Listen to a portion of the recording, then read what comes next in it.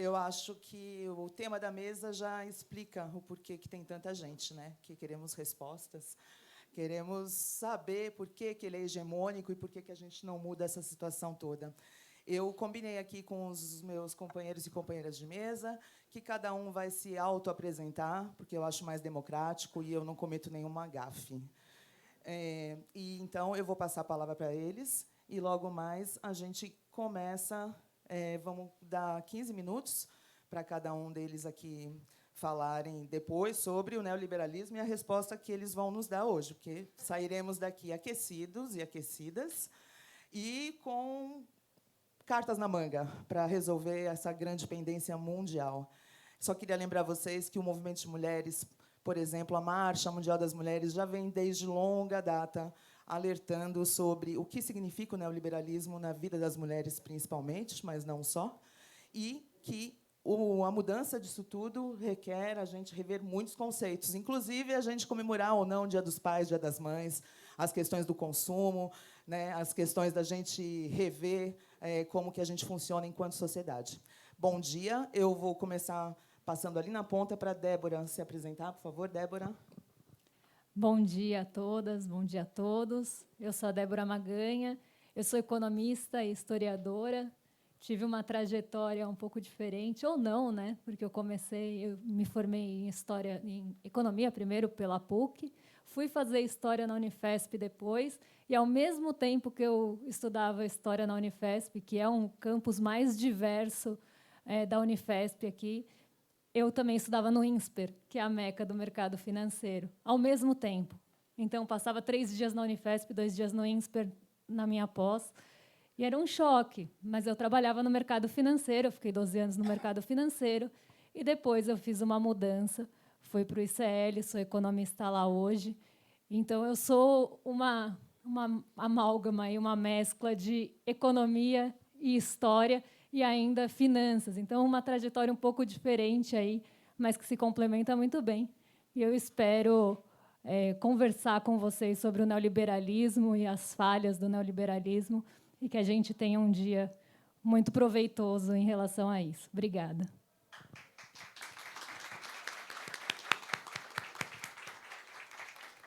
José. Bom dia, meu nome é José Cobori, eu sou um financista, eu sou formado em administração e marketing, fiz pós-graduação em finanças, tenho um MBA de finanças do IBMEC, sou especialista em administração financeira e finanças empresariais pela FGV, conselheiro de empresas pela Fundação Dom Cabral e sou pós-graduado em filosofia também. Passei mais de 30 anos no mercado financeiro, né, sendo os 10 primeiros como investidor e operador do mercado e os últimos 20 tendo empresas no mercado financeiro.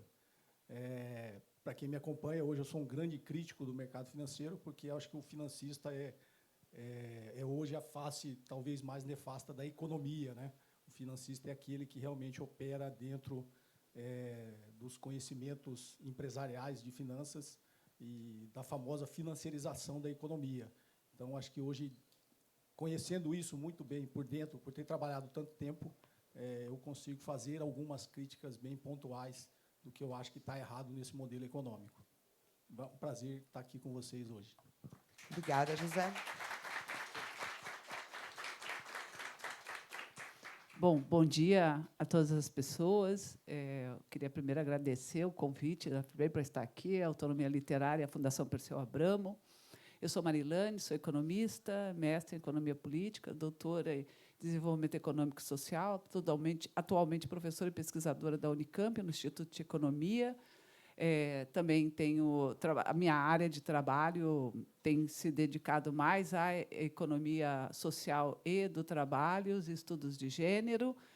Atualmente também sou consultora do Ministério das Mulheres, na Secretaria de Autonomia Econômica e Cuidado, sou conselheira da Escola de Sociologia Política aqui de São Paulo e também da direção de uma ONG, Organização Sempre Viva, a SOF. E, para mim, é uma honra e uma alegria compartilhar com vocês essa experiência. E, por último, dizer que eu faço parte de uma rede, inclusive a minha presença aqui se deve muito a isso. Nós organizamos, desde 2019, uma rede nacional que se chama REBEF, Rede Brasileira de Economia Feminista, e o resultado desse trabalho foi a recente publicação desse livro, do qual eu vou falar com você sobre ele. Obrigada. Isso aí. Ao final, vai ter uma mesa de autógrafos para a Mari poder também fazer a parte best-seller dela.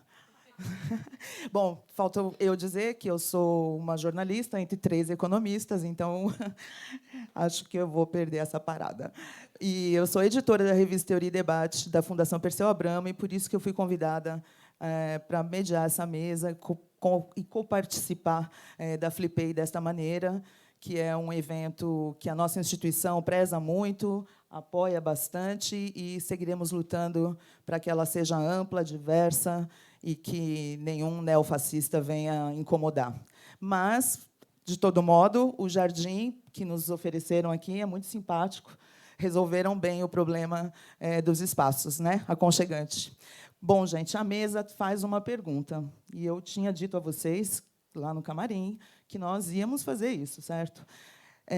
Como é que a gente, tendo todos os dados, e daí vocês têm a liberdade para apresentá-los novamente, nós sabemos as consequências e o quanto o neoliberalismo afeta a vida cotidiana do Estado soberano e, em última instância, das pessoas aqui na ponta onde nós estamos. Como é que a gente vai fazer para explicar e perder essa hegemonia para que a sociedade entenda o caminho que ele nos leva e o que ele faz conosco? Eu acho que podemos começar por ordem alfabética, com a Débora, até porque a historiadora pode também ir nos recolocando no contexto. E você tem 15 minutos, então, para começar a responder para esse pessoal que está aqui, animado com a resposta. Bom, a mesa né? Por que o neoliberalismo não deu certo e continua hegemônico? Eu podia resumir isso numa frase e falar que é porque interessa. Mas interessa para quem e não deu certo para quem também, ou deu certo para quem. Eu acho que são reflexões importantes que a gente tem que ter quando a gente pensa no neoliberalismo, que vem para substituir um modelo que veio anteriormente. Então, eu gosto até de fazer algumas analogias para ficar um pouco mais fácil. Se a gente pensasse no neoliberalismo como um atleta. Então, a gente tinha aquele atleta que estava lá nos anos 70, ele começa a mostrar alguns sinais ali por conta de algumas crises que aconteceram naquele momento e, do nada, tentam trocar o treinador desse atleta, porque, para aquele modelo, ele já não estava funcionando mais. E aí vem, por exemplo, Thatcher, vem Reagan, para tentar extrair o máximo daquele atleta para ele correr sem limites. Então, vai e corre sem limites, que agora você vai caminhar dessa forma. E aí esse atleta começa ali a performar, e ele percebe que ele poderia pegar todo o conhecimento dele e apostar, em vez de continuar no seu esporte. Então, ele começa a tentar apostar para ganhar, já que ele entende tanto daquele esporte, ele vai tentar apostar para ganhar. E aí a gente pode fazer um paralelo com a financiarização, né, que é um processo que acontece em vários países. Eu estudei o caso do Japão, inclusive, foi a minha monografia na PUC, e foi uma sandice na época, porque o acesso aos dados era completamente diferente quando eu estudei. E, enfim, né, não tive que importar todos os livros que eu usei, mas eu queria estudar um caso diferente que não fosse do Brasil. Então, eu estudei o caso japonês. E ele tem exatamente essa trajetória desse atleta que eu estou contando para vocês, assim como todos os outros países que passaram por essa mudança depois daquele Estado mais keynesiano, que tinha uma presença mais forte. Você começa a ter a troca, né, desse capital produtivo pelo capital financeiro, e essa estrutura ela interessa muito a certos grupos. Por isso que eu sempre falo, né, o neoliberalismo não deu certo para quem? Porque tem muita gente que ganha com isso. E a quem ele não dá certo? Né? Por que é que ele fracassou? Porque ele fracassa com a economia, com o seu papel principal, que seria o papel da economia enquanto uma ciência social. Então, a gente vê que tem essa inversão, e é muito importante que a gente pense sobre isso.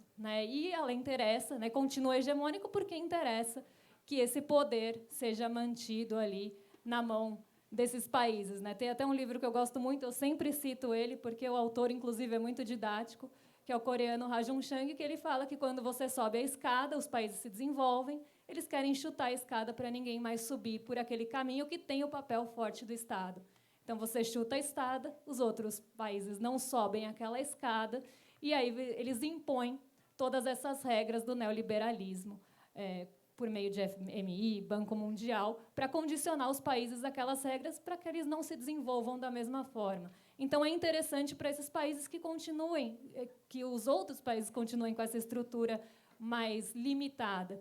E por isso que eu falo, né, desse modelo do atleta que foi trocado, e aí ele começa a ir, né, para outro caminho, começa ali a apostar como se fosse uma analogia ao mercado financeiro e à financiarização, e a gente sabe o custo social que isso acaba trazendo, né, e os malefícios sociais que acaba trazendo. E quando a gente pensa, inclusive, no neoliberalismo, a gente tem aquele neoliberalismo mais clássico dos anos 80, dos anos 90, que tem toda aquela cara, mas ele também vai se transformando ao longo do tempo para tentar se moldar a nova sociedade, tentar se moldar aos novos modelos, mas sem tirar aquela austeridade que está sempre presente, né, aqueles cortes, a limitação que se tem, ela vai se moldando ao longo do tempo, mas o cerne está sempre lá. Então, a gente também tem que pensar nisso. E, no caso específico do Japão, que foi o que eu estudei, o papel do Estado ele tem uma importância muito grande no desenvolvimento. Eu não vou entrar em toda a história do papel do Estado e, enfim, do Japão, mas quando ele sai, por uma pressão, inclusive, dos Estados Unidos, de que haja uma abertura, né, nos anos 90, né, fim dos anos 80, comecinho dos anos 90, que haja essa abertura financeira, o Japão ele começa a ter justamente esse movimento. As grandes empresas, que eram empresas industriais, e lá são grandes conglomerados, elas passam a atuar no mercado financeiro. Então, elas veem que os seus ganhos eram melhores se elas apostassem mesmo no mercado financeiro. E isso traz um problema muito grande, porque elas param de produzir, inclusive a produção industrial sai de um patamar de 10% para menos 8%, porque elas param de produzir para tentar ganhar no mercado financeiro, tentar ganhar com especulação. E isso traz um problema muito grande, tem uma bolha imobiliária ao mesmo tempo, e depois que tudo isso estoura, porque nenhuma especulação vai se manter em pé, e a gente poderia pegar casos de empresas brasileiras que fizeram o mesmo, começaram a especular com dólar, em vez de colocar o dinheiro na produção, e logo quebraram. Então, você tem essa mudança, essa inversão de o financeiro começar a tomar conta. Sai o industrial e o financeiro toma conta. E aí tem toda essa construção de que você precisa, nas regras neoliberais, ter umas certas políticas econômicas para que chegue a fada da confiança e traga ali os investimentos. Então, tem que fazer reforma, tem que cortar gasto, tem que ser austero, tem que ter todas essas políticas, porque se você cumprir as regras certinhas, isso que é o prometido, se você cumprir todas as regras, a fada da confiança vai chegar naquele país e vai trazer os investimentos. O problema é que eu nunca vi a fada chegar, não sei se vocês já viram, mas o neoliberalismo ele é engraçado porque ele só dá certo quando ele acaba. A gente tem, né, vários governos neoliberais aqui no Brasil que a gente pode usar de exemplo, e é impressionante que só dá certo quando acaba. Mas aí a justificativa, na verdade, né, é que a gente tinha, né, todas aquelas reformas foram feitas, elas maturaram, e agora está dando certo. É o longo prazo mais longo que eu já vi na vida. Depois que você fez todas as reformas, achatou todo mundo, arrochou o que tinha que arrochar, aí não dá certo, você não tem o desenvolvimento, você não gera renda, você não tem crescimento, não tem o papel do Estado enquanto indutor, mas, logo depois que ele acaba, ele dá certo por conta das reformas. Então, é sempre essa justificativa de um longo prazo muito grande. Mas não, a gente sabe que não é isso. Mas querem que a gente acredite que seja isso, né? Que é o neoliberalismo que dá certo, que são essas regras que trazem a confiança, quando, na verdade, não. O papel do Estado ele é muito importante para induzir o crescimento, e isso também mexe com a expectativa e com a confiança. Então, a gente precisa começar a quebrar essas coisas que a gente escuta por aí, porque esse discurso ele também interessa a quem está no poder. Se a gente repete sem criticar, se a gente está sempre falando sem criticar, se a gente não pensa sobre o que a gente está falando, a gente está reforçando um modelo que, na verdade, ele não vai trazer nada de bom para a sociedade como um todo. Traz ganhos para quem realmente já está no topo, inclusive tem uma austeridade muito seletiva. Eu brinco que existe um fiscalismo muito seletivo, porque quando quebraram os bancos em 2008, quem foi salvar os bancos foram o Estado. Então, você tem, né, os Estados, né, que precisaram salvar. Quando a gente tem qualquer quebradeira, o Estado entra como um provedor ali, um salvador da pátria mesmo. Então, que fiscalismo é esse que ora funciona, que ora não funciona? Que fiscalismo também é esse? Que austeridade é essa que normalmente beneficia uma certa camada ali, um extrato da população ou das empresas, se a gente for pensar em privilégios e tudo mais, e que está sempre cobrando a austeridade, cobrando os cortes, cobrando o fiscal do lado do mais pobre, do lado do social, do lado da saúde e da educação, e que, inclusive, faz muito sentido para esse neoliberalismo, porque se você sucatear a saúde, se você sucatear a educação, se você sucatear a Petrobras, o mercado vai entrar comprando todos esses espaços, vai comprar a Petrobras baratinha, se você ficar distribuindo lucros acima ou dividendos acima do seu lucro e não reinvestir, você sucateia aquilo e depois pode vender bem mais barato. Se você sucateia a saúde e a educação, você abre espaço para o mercado tomar aquela prestação de serviço, massificar, não trazer uma prestação de qualidade, mas lucrar com aquilo. Então, interessa muito para o neoliberalismo, para esse modelo, até para o capitalismo continuar sendo longevo, que você faça todos esses pontos, né, que você massifique mesmo, que você precarize, que você sucateie, para o privado tomar conta desses espaços e lucrar com isso. E aí você também deixa uma população ali mais fácil de se controlar, porque você gera, né, com algumas medidas, desemprego, você gera ali um crescimento que não é tão bom e você consegue explorar também mais essas pessoas. Então, é toda uma construção para que se tenha uma manutenção desse capitalismo mais opressor possível e com um Estado mínimo para uns, mais máximo para outros, e dependendo aí de quem interessa e quem vai ganhar com isso. Então, são reflexões que a gente precisa fazer, por isso que eu comecei falando, é porque interessa. Mas interessa para um poder hegemônico continuar se mantendo. Então, aqui a gente precisa pensar todos esses pontos, inclusive ter esse pensamento mais crítico de por que é que continua hegemônico se ele traz um bem-estar social que não existe mais. Então, ele realmente vem para substituir esse estado de bem-estar social com o privado provendo todo esse bem-estar, só que não eficiente como antes, excluindo uma boa parte da população, inclusive. Então, ele é funcional para alguns, mas para muitos não. Mas continua aí, perpetuando o seu modelo, e a gente precisa pensar. E como implodir isso? Acho que a pergunta está na própria né, a resposta está na própria pergunta.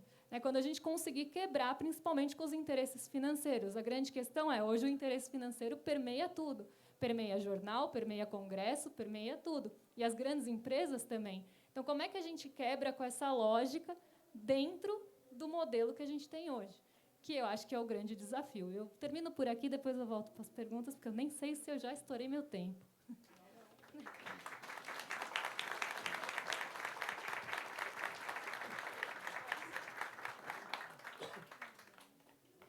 Bem, depois da fala da Débora, né, que é uma brilhante economista, vou tentar complementar, né, com uma visão, talvez, fazer algumas abstrações, um lado mais amplo e filosófico, né?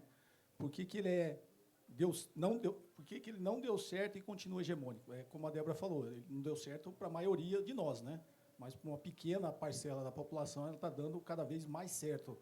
Já porque, desde que o neoliberalismo foi implementado, né, o neoliberalismo é alguma coisa que veio, um novo liberalismo, né? E isso veio justamente, ficou conhecido ali na época do Reagan e da Thatcher, né, justamente quando caiu o bloco soviético, né, o mundo talvez não tivesse, acabou, teoricamente, a Guerra Fria, não existia mais uma disputa, né, por mentes e corações, aquela velha briga de quem daria certo, o capitalismo ou o socialismo.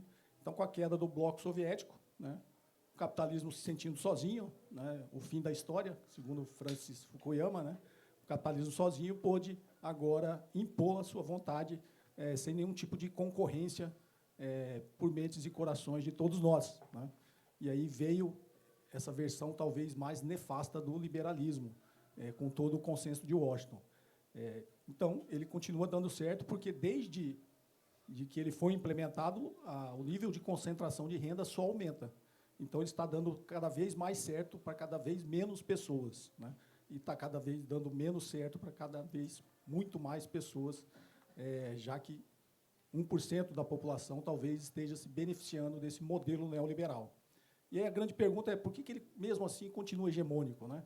Porque quando você gera uma insatisfação em cada vez uma parcela maior da população mundial, teoricamente, esse modelo deveria cair, né? Mas ele continua hegemônico. E aí continua hegemônico justamente por todas as estratégias que o neoliberalismo traz com ele, né? Do capital financeiro e agora também o capital tecnológico, né? Como diria o Yanis Varoufakis, o tecnofeudalismo, né? Essa grande briga que a gente está vendo hoje das big techs, o ataque ao Brasil tem tudo a ver com isso, né? A hegemonia das big techs sobre a gente, né? Porque é a forma que o neoliberalismo encontrou de nos viciar, de nos tirar a nossa capacidade crítica de reflexão, né, de análise da própria realidade.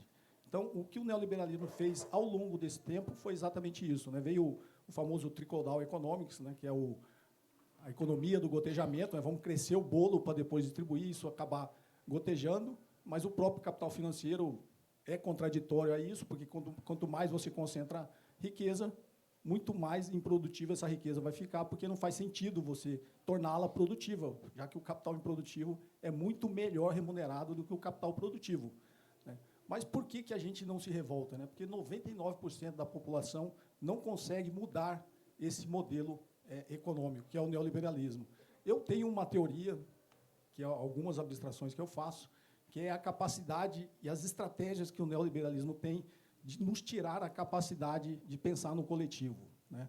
Na cada vez maior individualização de cada um de nós, a atomização, né? Aquela fragmentação da sociedade, e isso vem com um discurso... Na realidade, engraçado que o modelo que está sendo enfrentado agora é uma consequência dessa própria estratégia do neoliberalismo, né? Quando os Estados Unidos resolveu, e aí, obviamente, muito mais pela pressão do capital financeiro sobre o capital industrial, o que o capital financeiro faz, né, os grandes fundos de private equity faz, é cada vez exigir mais retorno em menos tempo, né? Se alguém tem um grande capital, quem não gostaria, né? Quando você faz uma análise de investimento, de qualquer tipo de investimento, você vai escolher aqueles investimentos que te dão um retorno em menos tempo e cada vez maior. Então, essa pressão do capital financeiro sobre o capital industrial é que fez com que os Estados Unidos, né, acabasse com a organização da sua classe trabalhadora, que era muito forte, no final da Guerra Fria, foi quando os Estados Unidos resolveu, atrás de mais retorno, desindustrializar o país, né? Então, eu sempre brinco, eles não foram para a China para ajudar a China, eles foram para a China para explorar a mão de obra barata, porque isso daria um retorno maior para as suas empresas, para as suas indústrias. Só que a China não seguiu o consenso de Washington e acabou, na realidade, fazendo o inverso, né? Então, lá não tem livre fluxo de capitais, lá não tem câmbio flutuante, lá não tem austeridade fiscal. Lá eles fizeram tudo o inverso e provou, né, que uma coisa planejada e coordenada pelo Estado, né, ela pode... Tanto foi criticada, né, a economia planificada, eles estão provando que a economia planificada, que um sistema financeiro totalmente estatal, né, obviamente tem algumas... Tem até um livro que eu fui no lançamento do Marcelo Azevedo, chama As Finanças do Dragão, né, o sistema financeiro chinês, e ele mostra o sistema financeiro praticamente todo estatal. Aquelas empresas que não são estatais, ela tem a influência do Estado, né, a ascensão do Estado sobre aquelas empresas, e elas seguem exatamente esse modelo de você ter um sistema financeiro que ele serve o sistema produtivo, né, como forma de financiamento. Ele não explora o sistema produtivo. No modelo neoliberal, o sistema financeiro explora o capital produtivo. Ele não serve ao capital produtivo. Só quando os Estados Unidos foi lá, ele acabou com a sua indústria, se desindustrializou, muito mais para enfraquecer o poder que a classe trabalhadora tinha atingido, né, com a era de ouro do capitalismo, que foi depois de Bretton Woods até o início ali da década de 70. Né, a classe trabalhadora, não só nos Estados Unidos, mas em todos os países, tinha uma certa força nesse conflito distributivo, principalmente não do orçamento público, mas principalmente dentro das empresas, né, que era o poder que a classe trabalhadora tinha de se sindicalizar, de exigir melhores condições de trabalho, de exigir melhores salários. Eles conseguiram, o modelo neoliberal, destruir isso, né? A gente viu isso acontecer no Brasil, né? Destruiu o poder da classe trabalhadora de se organizar, quando minou o poder dos sindicatos, acabou com a contribuição sindical. O sindicato, gente, é um instrumento de luta política, né? Eu fiz até uma palestra lá em Salvador, na Federação dos Bancários, até dando assim um certo puxão de orelha, que os sindicatos no Brasil acabou virando um clube de benefícios, né? Então, para atrair os trabalhadores, você tem acesso, você tem desconto em lojas, você tem acesso a clubes, e deixou de ser um instrumento de luta política, né? Porque é interessante para o neoliberalismo desmobilizar a classe trabalhadora, só que eles estão chegando em outros estágios agora, dessa individualização, dessa atomização, que é o discurso do empreendedorismo e da meritocracia. O que é o discurso do empreendedorismo? É tirar, inclusive, a característica das pessoas se identificarem como trabalhadores. Elas não são mais trabalhadores, elas são empreendedores. Isso é excelente para uma grande empresa, para uma grande corporação. Porque quando você deixou de ser trabalhador, você virou um empreendedor, você agora, se a gente pegar 2 exemplos simples, né, do Uber e o iFood, você agora não vende só a sua força de trabalho. Eu exijo que, além de você vender a sua força de trabalho, você faça um investimento de capital. Você tem que comprar a sua moto, você tem que comprar seu carro, né, você se vire com a manutenção. Isso já é um estágio muito mais avançado do que veio o movimento de terceirização, de quarteirização, agora é o discurso do empreendedorismo. Então, a empresa tira todo aquele custo, inclusive de investimento de dentro dela, joga para o trabalhador, você compra a sua moto, você faz a entrega e eu te dou aqui uma pequena remuneração, né? Como a empresa tem tecnologia e tem escala, ela consegue fazer isso, né? Consegue impor esse modelo neoliberal, esse modelo de precarização do trabalho na sociedade e acaba fragmentando as pessoas, os trabalhadores, né, de se organizar e enfrentar esse modelo. Então, as pessoas, hoje, elas não conseguem, e aí um lado também mais filosófico, elas não conseguem se unir, porque esse discurso da extrema-direita, que a gente vê crescendo em todo o mundo, inclusive no Brasil, né, que eles conseguem chegar nessas pessoas, e aí uma crítica que eu sempre falo, que eu não gosto daquele termo pobre de direita, porque o pobre, na realidade, gente, ele nem sabe o que é direita e esquerda. Ele está preocupado com o dia a dia, está preocupado em pagar a sua conta, preocupado em se alimentar. Então, não adianta a gente ficar também, né, carimbando esse... Eles votam ali porque a extrema-direita tem uma resposta muito simples para todos os problemas da vida, todos os problemas diários, né? Então, quando você vem com o discurso, vamos resolver o problema da criminalidade, é um problema muito complexo de se resolver na sociedade. Inclusive, passa por mudar o modelo econômico, porque a sociedade que a gente criou tem um modelo econômico que marginaliza a grande maioria da população, né? Então, mas eles vêm com um discurso muito simples, né? Bandido bom é bandido morto. Uma frase simples que o cara que realmente está lá na comunidade passando por um problema de criminalidade, ele acaba comprando aquele discurso porque ele acha realmente que aquele é o caminho, aquela é a solução. Então, a extrema-direita tem frases prontas, espantalhos criados, muito simples de resolver todos os problemas complexos da sociedade. E o problema que a sociedade tem passa por mudar o modelo econômico, um modelo econômico que consiga servir a grande maioria da população e não só 1% dela. Então, sobre esse ponto de vista, quando eu falo esse discurso simples, e aí tem uma coisa que é a teoria lá dos afetos, né, do Spinoza, que todos nós somos seres humanos, a gente tem todos os sentimentos, né, todos os afetos. Então, a gente sente raiva, a gente sente ódio, a gente sente medo, né, a gente sente qualquer tipo de ameaça, só que a gente também tem um lado bom, né? A gente sente amor, a gente sente esperança, a gente sente compaixão. O que a extrema-direita faz é trabalhar com os afetos negativos que todo mundo tem. Então, o que a gente precisa fazer, né, enquanto sociedade, enquanto classe trabalhadora, né, que está nesses 99% que não se beneficiam desse modelo econômico, é trabalhar com o lado bom. Eu sempre conto uma historinha de um índio lá, criança, que teve um contratempo ali, uma briga na aldeia, e o sábio da tribo foi lá contar para ele uma historinha, né, que todos nós temos um lobo bom e um lobo mau, né, que está sempre em guerra dentro da gente, que é realmente os sentimentos ruins, né, os afetos ruins, os afetos bons sempre ali em constante briga, e luta e guerra entre nós para saber qual vai prevalecer, né? E aí, em certo momento da história, o índiozinho perguntou assim, mas qual vai vencer a guerra? E aí o sábio fala, aquele que você alimentar. Então, acho que a gente tem que alimentar nas pessoas esse lado bom, não é isso? A extrema-direita trabalha com medo, a gente tem que trabalhar com a esperança, né? Por que ter medo e não esperança? né? Porque quando você passa na rua e vê uma pessoa catando lixo, um morador de rua, por que eles trabalham de você sentir desprezo por aquela pessoa, né? Por que desprezo e não compaixão, né? Por que raiva, ódio e não amor? Então, acho que a gente não pode entrar nessa armadilha, né, desse enfrentamento. A gente tem que tentar conscientizar. Obviamente, eu sempre brinco, né, que eu ando conversando bastante com o Jones Manuel, né, o João Carvalho, que não sei nem se ele está aqui, ele falou que ia estar aqui. Tio João, né, e o pessoal fala assim, Cobori é comunista, Cobori agora vai virar um revolucionário. Obviamente, o caminho mais rápido é uma revolução, né? Mas, enquanto esse caminho não se parece tão viável, vamos tentar trabalhar pelo caminho da conscientização. E o papel que eu tento fazer é explicar, né, um modelo econômico por dentro, um modelo principalmente financeirizado por dentro, né, saber como isso funciona, para que essas pessoas, não nós, né, nós aqui, a gente fala assim, a gente não pode ficar pregando só para convertido, né?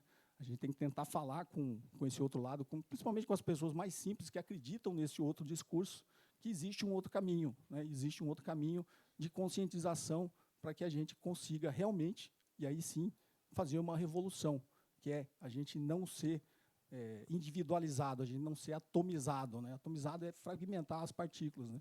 Então, se você pega a água e faz um processo de atomização, ela vira névoa. É muito mais fácil de você dispersar essa névoa, né? Mas se a gente não for atomizado, a gente pode se tornar um grande rio e aí seguir o nosso caminho que seja melhor para toda a sociedade. Obrigado. Obrigada, José. Acho que estamos com várias dicas, né? Do que fazer, o que aconteceu, como vai ser, como tem sido. Vocês todos, os dois, usaram menos do que o tempo oferecido, tá? Parabéns. Todo mundo querendo dar o recado logo. Eu vou passar aqui para a Marilane. E eu acho, né, Mari, que, do ponto de vista da pergunta feita, do que nós estamos falando aqui, a economia feminista tem muito a oferecer, né, para esse debate. Então, a palavra está com você. Okay. Obrigada, Fernanda. Fernanda, me avisa, tá? Porque eu sempre digo que vou falar menos e a professora não consegue se manter no tempo. Tem que ter disciplina até para seguir os exemplos dos meus dois colegas de mesa, né? Bom, eu acho que é uma pergunta complexa, é uma pergunta que não tem uma resposta simples para dar, e eu acho que são várias áreas de estudo, várias experiências que vão nos indicando um pouco quais são os caminhos, né? Eu acho que uma grande elemento assim que me parece para quem, principalmente para quem estuda trabalho, né? Então eu estou falando muito também do lugar da centralidade das minhas referências, né? Estudo trabalho, estudo movimento sindical, estudo movimento feminista, como o neoliberalismo, diferentemente das experiências anteriores, ele capturou várias dimensões da nossa vida, né? Da nossa subjetividade. Isso que vocês chamam a atenção, né? Do individualismo, da meritocracia, de como isso mudou, né? E foi conformando outra experiência de sociedade que se dá em todos os espaços, né? E o trabalho é uma expressão disso, né?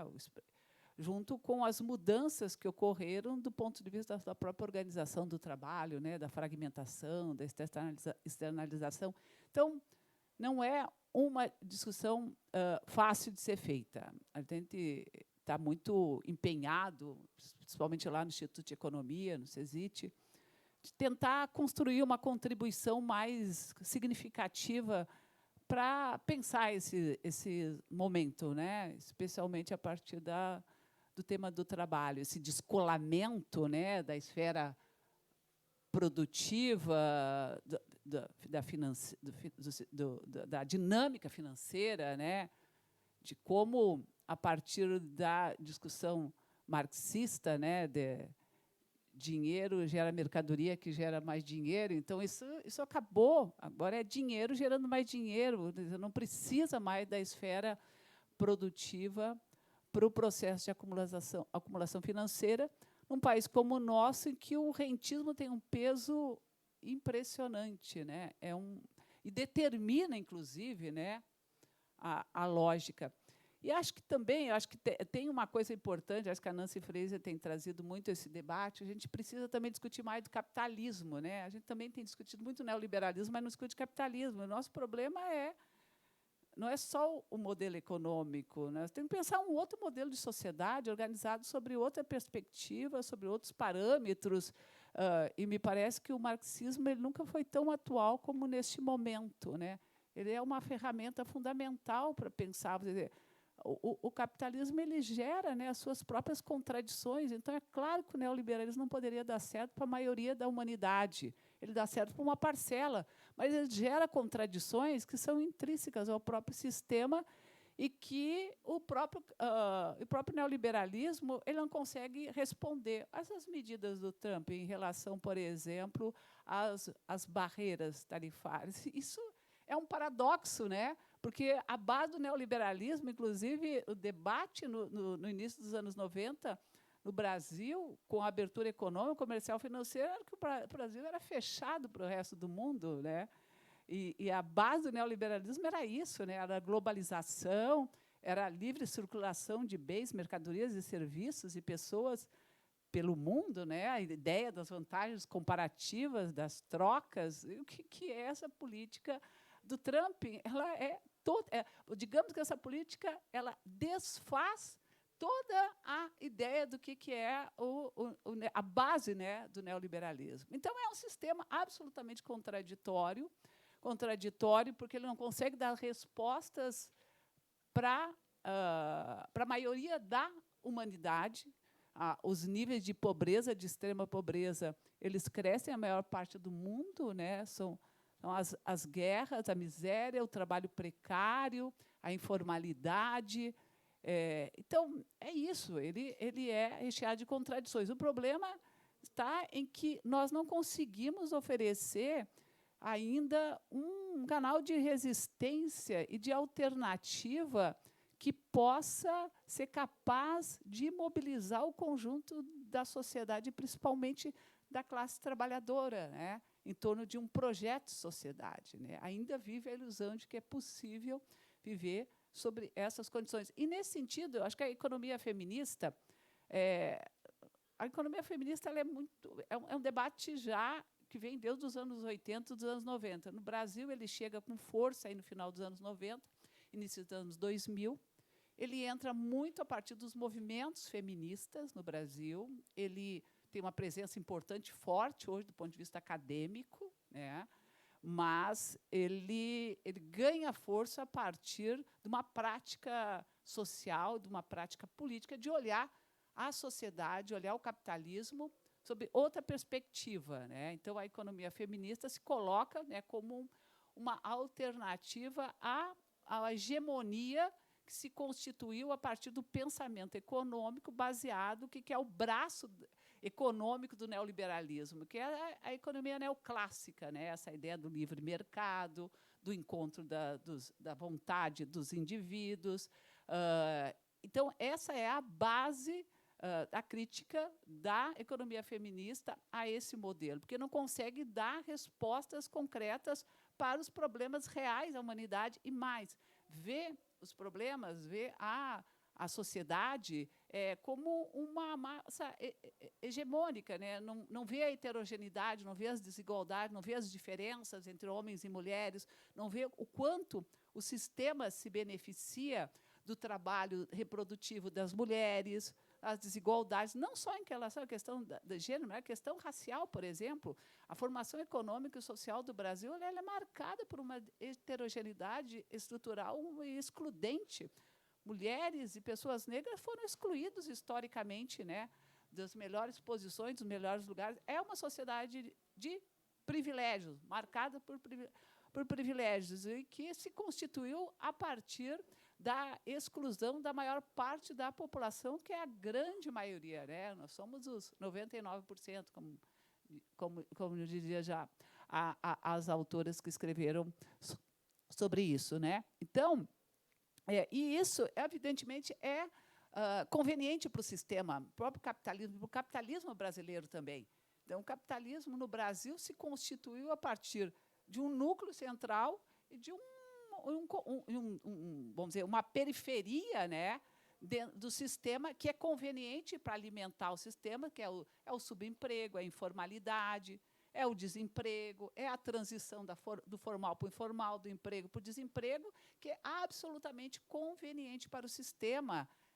Então, não tem essa ideia de que nós vamos conseguir, e eu sou muito crítica em relação a isso, que nós vamos conseguir atingir um patamar de desenvolvimento, de crescimento econômico que possamos integrar todas as pessoas igualmente, se a gente não pensar o sistema da forma como ele está organizado. Mesmo hoje, né, se fala, nós vivemos numa situação de pleno emprego.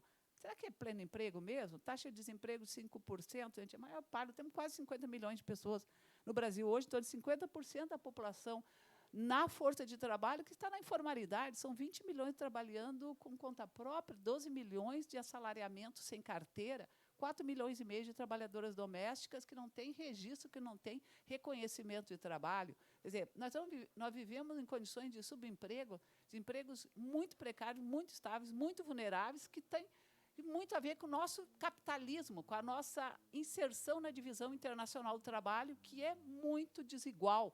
A tecnologia chega, mas ela chega a partir dos setores de serviços e chega no sentido não é para melhorar a qualidade do emprego, com investimento em tecnologia, não, é para precarizar cada vez mais o trabalho, né? Então, acho que essa é um pouco a ideia da economia feminista, é romper, né, com essa ideia de que você precisa olhar para outras dimensões do trabalho, além do trabalho produtivo e de mercado, que é o trabalho reprodutivo, que sustenta esse sistema, pensar uma outra lógica a partir da ideia de que o centro não deve ser o mercado e tudo tem que estar subordinado a ele, e só o que é reconhecido como mercadoria pode ter valor e pode ser reconhecido socialmente.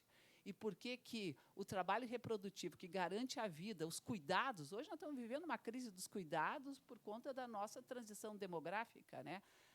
O Brasil é um país que 35% apenas das crianças de 0 a 3 anos de idade têm acesso à creche, 65% não têm acesso à creche, em algumas partes do Nordeste isso chega a ser 70%, 80%, tem cidades brasileiras que têm zero de política pública de acesso à creche. Nós temos uma demanda por política de cuidados, porque cresce, né, a população envelhece e precisa de cuidados, que precisa ser pensada. Recentemente, o governo publicou uma política nacional de cuidados, pela primeira vez, está tendo iniciativas para enfrentar esse problema, e tudo isso faz parte de uma dimensão, que é a dimensão da reprodução da vida. Só que ela não é considerada. Por quê? Porque ela não tem valor de mercado, porque ela não pode ser trocada.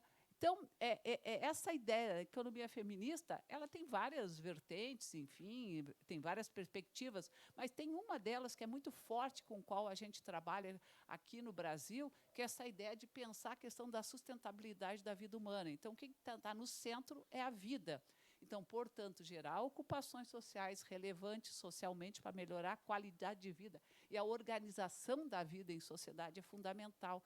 Então, a gente tem que pensar sobre várias dimensões. Tem que pensar sobre a dimensão econômica, a dimensão política, de como a gente ganha espaço político para poder conseguir implementar uma nova agenda do ponto de vista da nossa organização da vida em sociedade, porque também nem é só Estado e não é só privado. Mas qual é a contribuição das comunidades, dos territórios, né, das famílias, para se constituir uma qualidade de vida melhor, para diminuir a sobrecarga de trabalho, principalmente sobre as mulheres? Como é que a gente atua no sentido de repensar a vida, né, em outras dimensões? Então, essas são poucas as tarefas. E o livro é a primeira experiência no Brasil, isso é uma coisa muito importante, pessoal, porque já tem muita publicação internacional de língua inglesa, de língua espanhola, sobre economia feminista, francesa, mas, pela primeira vez, nós estamos publicando no Brasil um livro escrito apenas por autoras brasileiras, professoras acadêmicas, estudiosas de diferentes universidades desse país, colocando o debate, situando o debate da economia feminista a partir da perspectiva e da realidade brasileira. A gente deu um avanço, é um avanço muito grande, muito importante, é uma contribuição. É uma contribuição que se expressa dentro do espaço acadêmico, que se expressa na tentativa de nós incidir sobre a política pública nacional, principalmente em relação às mulheres, mas também é uma contribuição para o movimento feminista, que é muito forte, muito organizado, com muita capacidade de resistência no Brasil. Nós temos muita força, nós temos muita capacidade política, nós temos muita capacidade de resistência. Nós não estamos sabendo como operar isso tudo, mas a gente precisa retomar essa força para que a gente, de fato, possa responder à pergunta que foi feita pela Fernanda. Obrigada.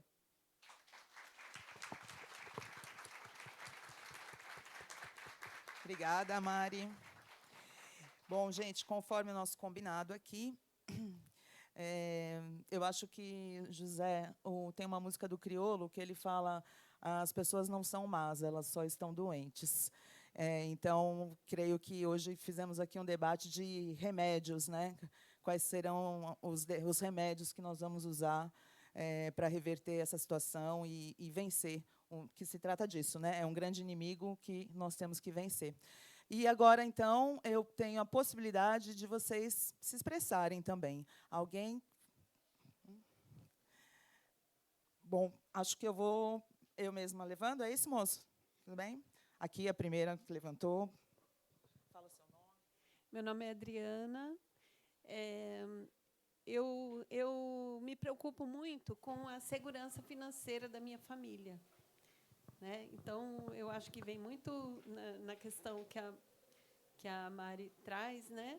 Que as políticas públicas de seguridade social no Brasil não são suficientes, né? Então, como que a gente faz para a gente ter uma poupança, por exemplo, uma reserva de segurança para a saúde, para a educação dos filhos, para a gente não passar perrengue, já que nós estamos num sistema capitalista, sem a gente entrar nessa pira do sistema financeiro, que eu vou investir em ações, eu vou enriquecer, isso aqui, né? Porque existe um apelo muito forte, né, Cobori, essa questão de educação financeira, né? Não, você vai ficar rico investindo, e a pessoa consegue investir R$50 por mês, não, você está no caminho certo, tal. Isso cria uma ilusão muito grande na população, né? E isso também faz as pessoas votarem e acreditarem nas propostas da direita, porque elas pensam assim: na minha vez de ficar rico, eles vão acabar com o capitalismo. Eu conheço muitas pessoas que pensam assim, né? Que a vez nunca chega, na verdade. Claro.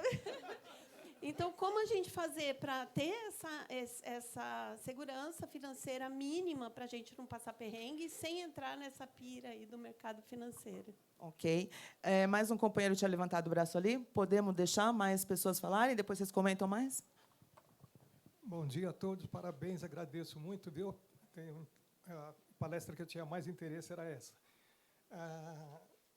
Foram faladas aí algumas coisas, como, por exemplo, tudo que a gente vive hoje vem lá de trás, então vem de Montpellier, Escola de Chicago, Friedman, Hayek, né? Consciência de Washington, mas não sei exatamente onde veio uma coisa que vai além disso, que o Cobori falou também, de dominar nossa mente, né? Então, o pensamento único, a hegemonia neoliberal é tão forte que a gente é o discurso único, o fim da história, essa coisa toda, e que a gente não se percebe, nem não há alternativa, né? Outro lema. Né? E uma coisa que me chama a atenção é sempre a gente falar as pessoas à esquerda e a gente se vê fora, né? Ou pobre de direita, tal. Então, essa captura, eu acho que ela é muito sofisticada, essa captura da mente é muito sofisticada e cheia de espantalhos, cheia de armadilhas. O Cobori, por exemplo, o afeto do Spinoza, vou explicar um pouco, voltar um pouquinho antes, mas todas as ONGs ou todas as hoje também foram capturadas, então os progressistas liberais foram capturados, né? Quer dizer, tem toda essa coisa. E então acho que a gente se enxergar dentro disso, Cobori é um exemplo, né? A Carolina também, né, veio do mercado financeiro, veio de que a gente faz parte, de que a gente tem que dar essa virada, quebrar essa coisa desse pensamento único, mas a gente se entender dentro disso também. Então, por exemplo, é muito fácil falar os fascistas ou alguma coisa assim, porque também pode ser espantalho. Então, ele é o errado, mas eu não. E, desculpa, acho que eu estou falando muito já, mas a própria questão da sobrevivência, quer dizer, acho que é outra armadilha de você... a coisa mais legítima que existe de qualquer outra é a sobrevivência. Mas, no momento em que essa também pode ser uma armadilha de você colocar como norte da sua vida a sobrevivência, é uma coisa que eu acho que não ajuda a vencer isso que a gente está passando.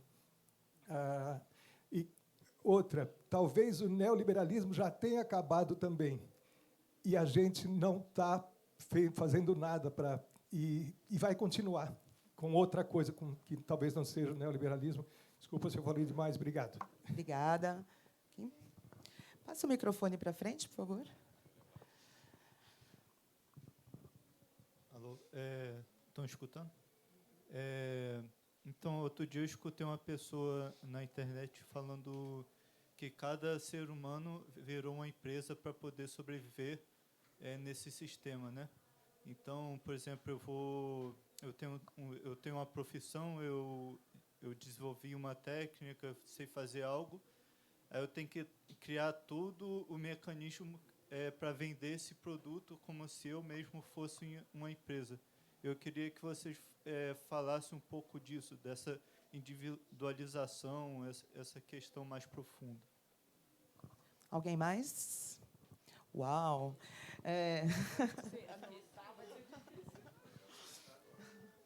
Vamos lá. É o seguinte, eu falar assim, eu sou idosa, né? E a gente tem uma questão social no Brasil, né? O empobrecimento, a desigualdade, o rapto das mentes e tudo. O que eu sinto falta para resolver essa questão social é uma liderança, porque o Estado se ausenta, a sociedade está perdida, as pessoas buscam um norte e esse norte elas não estão encontrando. As redes sociais se instauram, né, com as big techs, a direita tem frases de efeito, mas eu noto que a sociedade, esse pessoal que quer tratar essa questão social, que vê essa questão social, não tem uma liderança. Então, a minha pergunta teve o desmonte de sindicatos, o desmonte de empresas a partir dos anos 90, especialmente com o Fernando Henrique, né? Foi um período crítico. Como é que a gente remonta isso? Como é que a gente trata essa questão social e junta esse aglomerado todo que está perdido nessa sociedade, né? Okay. Eu sentia essa liderança no ABC Paulista e tudo, eu vivia esses momentos, mas hoje em dia realmente eu me sinto uma pessoa perdida nessa sociedade. Ok. O pessoal do fundo, vocês não querem vir até aqui à frente, não? Até porque facilita para o pessoal que está gravando também. E aproximamos, né? Aí. Só vou pedir para vocês serem bem breves para poder retornar para o pessoal comentar, tá bom? Tá bom. Primeiro, eu queria cumprimentar todo mundo. Bom dia. Débora, finalmente eu sei quanto custam os ricos para o Brasil. Tá? E, bom, agora estou ouvindo? Sim. Finalmente eu consigo entender quanto que custam os ricos para o Brasil, né? Os ricos não pagam impostos sobre os dividendos, né? E nós vivemos uma realidade de 15% de juros, taxa Selic, né? E eu ouvi recentemente, através da minha esposa, que a nossa expectativa dos millennials para a aposentadoria é o apocalipse. Então, nós não temos uma perspectiva de conquistar um imóvel para poder fugir da especulação imobiliária. Nós vivemos, acho que 15 anos de aluguel, né? E da pandemia para cá, nosso aluguel subiu mais de 100%. Então, a gente vive escravo da especulação imobiliária, a gente não tem como buscar crédito, a gente fica sem uma perspectiva de médio, longo prazo, né? E a sensação que nós temos é que Algum colega mencionou da pejotização, né? Tem uma senhora também que está do nosso lado, eu, a minha esposa, ela, todos nós somos PJ, né? Então, a gente fica assim, o que será de nós, né? E é isso que essa minha aflição e certa preocupação que eu queria dividir com vocês também, tá? Obrigada. Oi, bom dia. Meu nome é Patrícia, eu sou funcionária pública, né, trabalho no município de Barueri. E, assim como a maioria das pessoas aqui, estão lidando dentro de casa com o fenômeno da polarização política, econômica. Você se atrever a rever algumas coisas, a criticar algumas coisas, já fica automaticamente petista safada, comunista safada. Vocês sabem do que eu estou falando, né? E eu sofro muito isso dentro de casa e acredito que as pessoas aqui também. É muito interessante ver o José Cobori, que eu conheço recentemente, né, pelo fenômeno nas redes sociais, e inclusive vim por esse motivo. Como que você lida com essa polarização? Porque você veio do mercado financeiro. Então, começou a questionar, eu já imaginei automaticamente, nossa, pintou um alvo nas costas. Como que pintou um alvo nas costas, literalmente. Como que você combate isso? Né, como que você está lidando com isso? Porque em casa está tenso. Obrigada, Patrícia. Olha só, gente, até o próprio Cobori aqui pediu. Eles vão dar uma comentada em tudo que foi dito até agora. A fila fica aí, por favor. Tá? Débora, você consegue retomar? O grosso do que foi dito aqui foi bem vasto. Eu acho que o principal ponto que a gente precisa pensar, e eu acho que acaba permeando todas as dúvidas de vocês, de certa forma, porque quando o nosso colega aqui, que eu esqueci o nome, desculpa. Não foi por isso. Tá vendo? Olha lá. O neoliberalismo ele tem uma coisa muito cruel, se a gente for pensar, que é, dentro dessa individualização que a gente comentou aqui, isso é um cerne do neoliberalismo, e dentro dessa individualização também tem a culpabilização. Então, se você não teve sucesso, o fracasso é todo seu. Você individualiza o fracasso dentro dessa lógica meritocrática. Então, se você não conseguiu, é porque você não se esforçou o suficiente. Lembra do atleta? Se o atleta lá não se esforçou o suficiente, ele não vai conseguir. Então, o atleta fracassou no final, porque o neoliberalismo ele fracassou, ele aumentou a desigualdade, ele criou um abismo. Só que essa desigualdade ela é jogada na culpa individual, na culpa do indivíduo. Então, a desigualdade não é fruto do neoliberalismo para as pessoas. É um fracasso individual. Aquela pessoa não se esforçou o suficiente, ela não deu o melhor de si, ela podia ter mudado a realidade dela, mas ela não conseguiu. E aí, até usando o exemplo brasileiro, depois da reforma trabalhista, a gente pode agora terceirizar as próprias ali, funções principais da empresa. Então, isso também abre todo esse precedente para, talvez, o empreendedor de si mesmo, né, o empreendedor, o CEO de si mesmo, que vai ali, né, dentro dessa lógica individualizada, buscar o sucesso individual, e, se ele fracassar, também culpa toda dele. Então, isso é muito conveniente para o neoliberalismo e, inclusive, para a perpetuação do neoliberalismo, porque aí você joga todo o fracasso nas pessoas e não no modelo. Então, isso faz com que o neoliberalismo se perpetue. E é muito também interessante individualizar as pessoas, como disse Cobori, porque quando você desmobiliza, a pessoa deixa de se ver como classe trabalhadora mesmo, ela se vê como empreendedor de si mesmo, e aí ela não vai se unir. Né? Então, se você não se vê como trabalhador, por que é que você vai defender os interesses do trabalhador que você acha que não são os seus? Então, é sempre o interesse do outro, não o seu. E eu sentia isso muito no banco, porque eu trabalhei no mercado financeiro muitos anos. E os próprios funcionários do banco, que não eram pejotizados, não se viam enquanto classe trabalhadora. E por isso que eles foram se afastando cada vez mais do sindicato. Eu não vou pagar sindicato, porque o sindicato não protege ninguém, porque eu não faço parte dessa classe trabalhadora. Como já estavam num patamar ali de renda, diferentes, ele já não se via mais como a classe trabalhadora, o proletário. Só que ele esquece que ele é proletário porque não tem nada além da sua prole, né? Não tem meios de capital, ele não é dono do banco. Ele era classe trabalhadora, mas ele não se via enquanto classe trabalhadora. E isso foi uma construção de anos para o neoliberalismo. né, do neoliberalismo nas pessoas, de individualizar, de falar que você, se você está ali num patamar de renda, você já não é mais classe trabalhadora. E eu acho que a desigualdade do Brasil e como a pirâmide é dividida aqui, você pega uma estratificação do IPEA, lá em cima você já é considerado rico, né? Então, acima de R$9.000 você já é rico, acima de R$20.000 domiciliário você já é rico. Aí a pessoa deixa de se ver enquanto trabalhador e começa a se identificar com outras classes que não é a dela. Ela não é elite também, mas ela se acha, ela quer ser. Então, ela tenta se distanciar ao máximo, só que ela esquece que, mesmo estando estratificada lá em cima, ela está mais perto da base do que do topo. Sempre estará.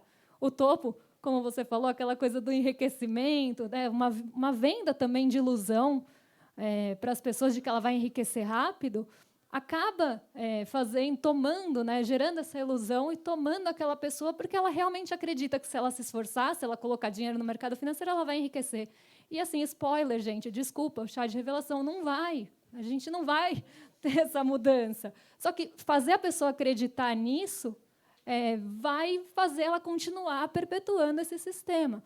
Então, é muito difícil a gente quebrar justamente por essa individualização que foi criada e que é muito conveniente. E eu não sei se passei por todas as perguntas aqui, né, mas essa coisa de você tentar juntar um pouco fora dessa lógica, tentar também não se deixar levar por essa ilusão.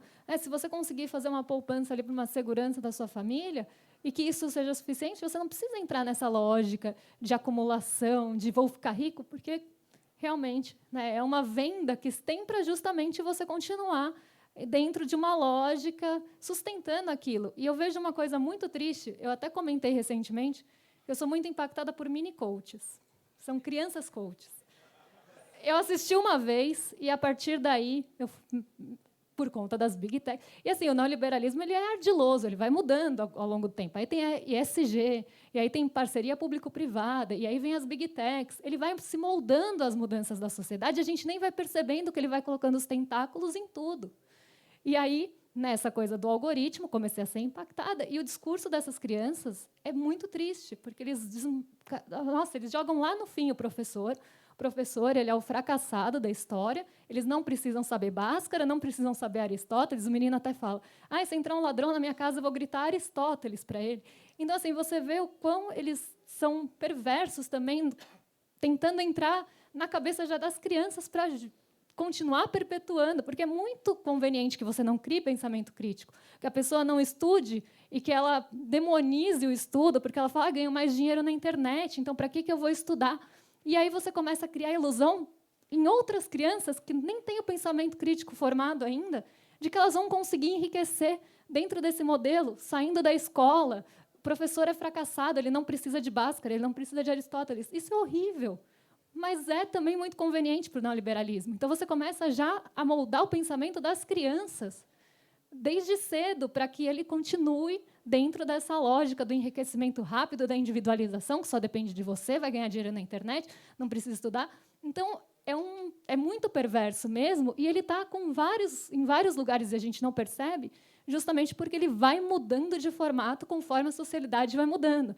Então, alguns discursos são muito palatáveis. Então, vai mudando mesmo e tomando todos os espaços da forma que dá, sempre moldando o neoliberalismo, mas ele sempre por trás ali com a sua sementinha. Obrigada, Débora. Bem, vou tentar lembrar. Deixa eu tentar lembrar um pouquinho do que cada um falou aqui também. Tem um livro do Christian Dunker que chama O Neoliberalismo como a Gestão do Sofrimento Psíquico. É um livro que vai um pouquinho de encontro com o que você falou.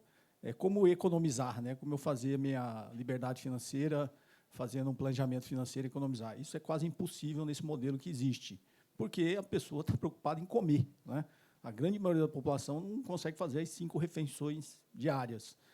Quiçá ter lazer, né? Ter acesso à arte, ter acesso à cultura, poder se qualificar melhor, poder fazer um outro curso, né, para conseguir um emprego melhor. Então, as pessoas ainda estão, o modelo criou e está se concentrando cada vez mais renda, e as pessoas estão cada vez mais preocupadas com a própria sobrevivência, a subsistência, né?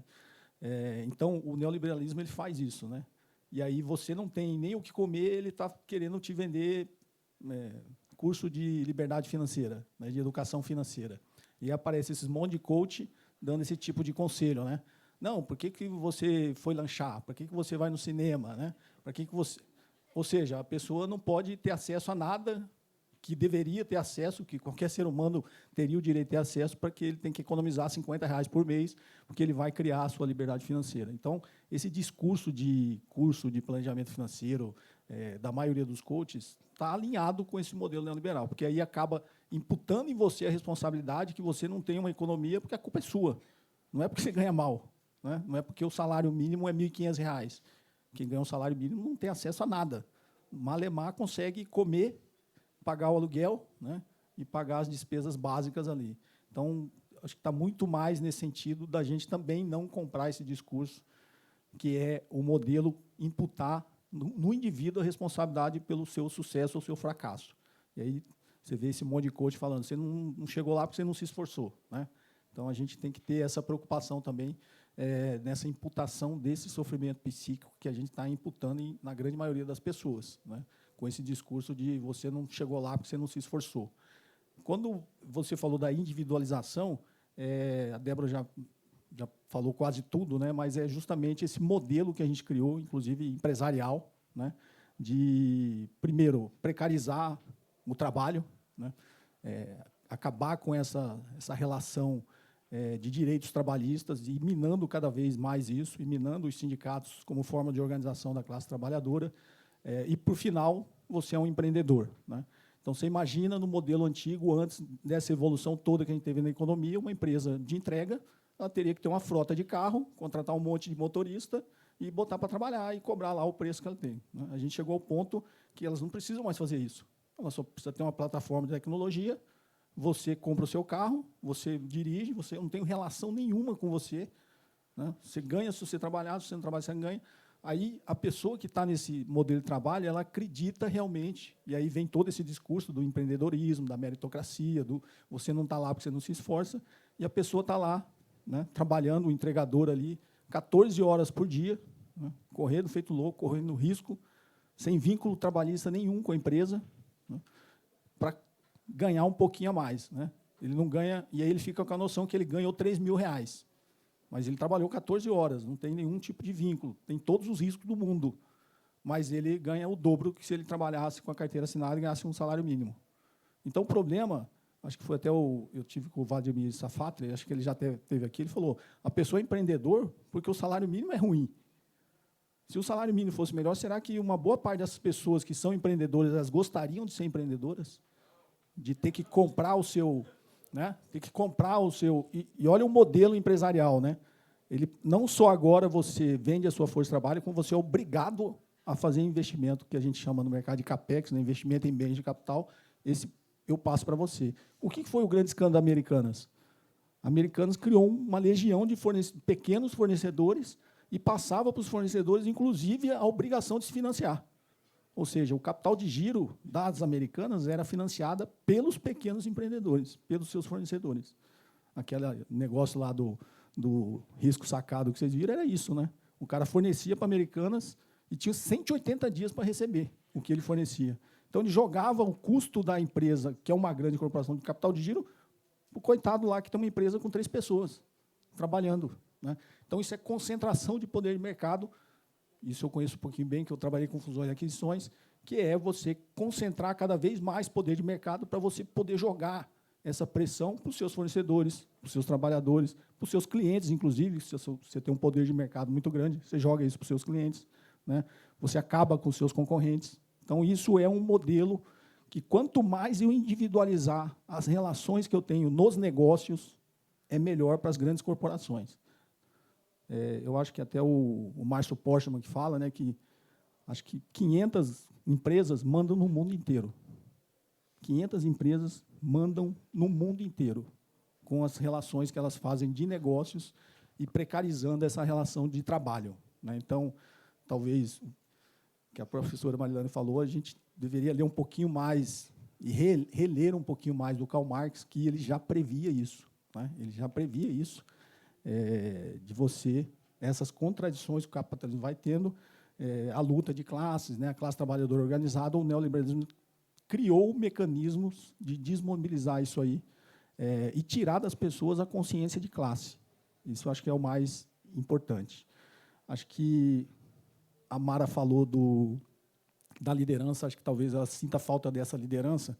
Eu acho assim, o presidente Lula ele é um animal político, uma grande liderança, tem se mostrado um grande estadista, mas eu vejo um grande problema no modelo do PT e do presidente Lula, que na sombra dele não surge uma nova liderança. E eu acho que a Mara tem razão, a gente precisa de uma nova liderança, até porque as pessoas são finitas, o presidente Lula já vai completar 80 anos, e a gente precisa que surjam novas lideranças que tenham realmente uma capacidade de mobilizar novamente a sociedade. Porque, ao longo do tempo, eu fiz uma crítica há um tempo atrás ao governo e ao Partido dos Trabalhadores, que, ao longo, é o 5º mandato do Partido dos Trabalhadores na presidência da República, o Partido dos Trabalhadores já passou a ser identificado como parte do sistema. E eles perderam a capacidade de mobilizar a sociedade. A gente não vê mais aquela mobilização, pessoas indo para a rua, defendendo. Por quê? Porque o PT se tornou o próprio sistema. Se ele está lá 5 mandatos e a gente continua sem mudar o modelo econômico, talvez não para nós, que temos uma consciência política, a gente sabe que não tem outra alternativa, tem que ser, né? Vai ter que ser o presidente Lula no ano que vem, se ele for o candidato. Mas, para a grande maioria da população que está suscetível a ser cooptada pela extrema-direita, essa grande parcela da população só é cooptada pela extrema-direita porque ela já enxerga no PT uma parte do sistema. Por que a gente elegeu o Bolsonaro? Porque ele veio com um discurso antissistema, apesar de ser do sistema, com um discurso de que ele não era sistema. Como ele era uma figura nova, por mais, né, execrável que seja, ele era uma figura nova, não, esse cara realmente não é sistema. E aí ele teve toda essa ascensão. Então, acho que essa preocupação que a gente tem que ter, qual a nova liderança que vai surgir capaz de mobilizar toda a sociedade, né, para a gente caminhar para uma sociedade mais justa. Eu acho que a outra, ela perguntou como que eu lido, né? Na verdade, eu tenho, assim, não sei se pela minha característica, né, de ter um pouquinho mais de diplomacia, e talvez, como a Débora, né, por ser do mercado financeiro, ter um conhecimento técnico de como o modelo funciona, de como funciona a cabeça, né, do pessoal que está no mercado financeiro, talvez eles ainda me escutem. Então, a pergunta dela é como que eu lido com isso. Eu ainda sou um cara que eu sou convidado para ir em podcast da Faria Lima. Então, eles me chamam, eu vou lá e falo. Tudo bem. E eles sabem que eu não penso igual, né, que eu sou um grande crítico, mas eles ainda me escutam. Não sei se, né, pela minha característica, eles acham que eu sou mais diplomático, né, sou mais educadinho, tal, vou falar, não sou revolucionário, né, não vou chegar lá pregando uma revolução, eles me escutam. E aí a grande vantagem que eu acho que eu tenho é que eu sei como funciona, né? Então, aqueles argumentos, inclusive eu fui em 2 podcasts que as pessoas que estavam lá tinham sido meus alunos, né? Então, eu tinha ensinado aquilo. Então, tipo, não vem com esse argumento que eu te ensinei isso aí, né? Foi eu que te ensinei isso aí. Não adianta você falar para mim, né? Eu sei agora que está errado, eu sei, né? Inclusive, quem leu o meu livro, A Fábula do Estado da Ilha, eu sempre falo, vai ter a continuação, que a Fábula do Estado da Ilha é como a economia funciona, né? E a sequência dele vai ser como a economia deveria funcionar, né? Então, a lógica é mais ou menos dessa brincadeira que eu fiz, né? Por que a gente precisa entender como ela funciona? Para depois conseguir fazer uma crítica e falar como ela deveria funcionar, né? Então, inclusive nas relações pessoais, né, de amigos, minha amada esposa está aqui, sabe, né, quando a gente senta assim, muita gente que, acho que, como ela falou, né, que é bolsonarista, senta e começa a conversar. Eu acho que eu tenho um pouquinho, a filosofia me despertou um pouquinho da criança que tem dentro de cada um de nós, né? Então, eu pergunto 3 porquês. No terceiro, a pessoa já não tem argumento. Entendeu? Uma criança, geralmente, não chega para a gente, sei lá, você passa na rua, vê um morador de rua, né, uma criança inocente, fala assim, por que ele está morando aqui? Os pais não têm resposta, né? Se for, a resposta é complexa. A resposta mais simples é, por que não quis trabalhar? Né? Está aí porque não quis trabalhar. A pergunta vai, segundo porquê, né? Não, mas por que ele não quis trabalhar? Ah, não sei, não estudou, né? Aí a pergunta faz no terceiro por quê. Não, mas por que não estudou? Ah, é porque sim, filho, né? Não tem resposta, né? Então, quando eu estou com pessoas que têm conhecimento técnico no mercado financeiro, eu pergunto 3 por quê. Na terceira, a pessoa já não tem mais argumento, né? E aí, depois que ela não tem mais argumento, eu coloco o meu. Então, talvez, uma boa parte do diálogo é você escutar o argumento, né, sem rebater de pronto, e depois argumentar. Eu acho que isso é um bom caminho. Obrigada, Cobori. Valeu. Eu tenho uma dúvida para a organização aqui. Qual é o nosso limite? Porque a Mari vai falar agora. Essa fila toda é de gente que pediu para falar, gente? Não? Até onde vai a fila de quem quer falar? Até o MST preto ali. É isso? O boné preto. Bom, então eu vou passar para a Marilane. Mari, você tenta fechar tudo isso, porque eu não sei. Bem, não, então tá bom.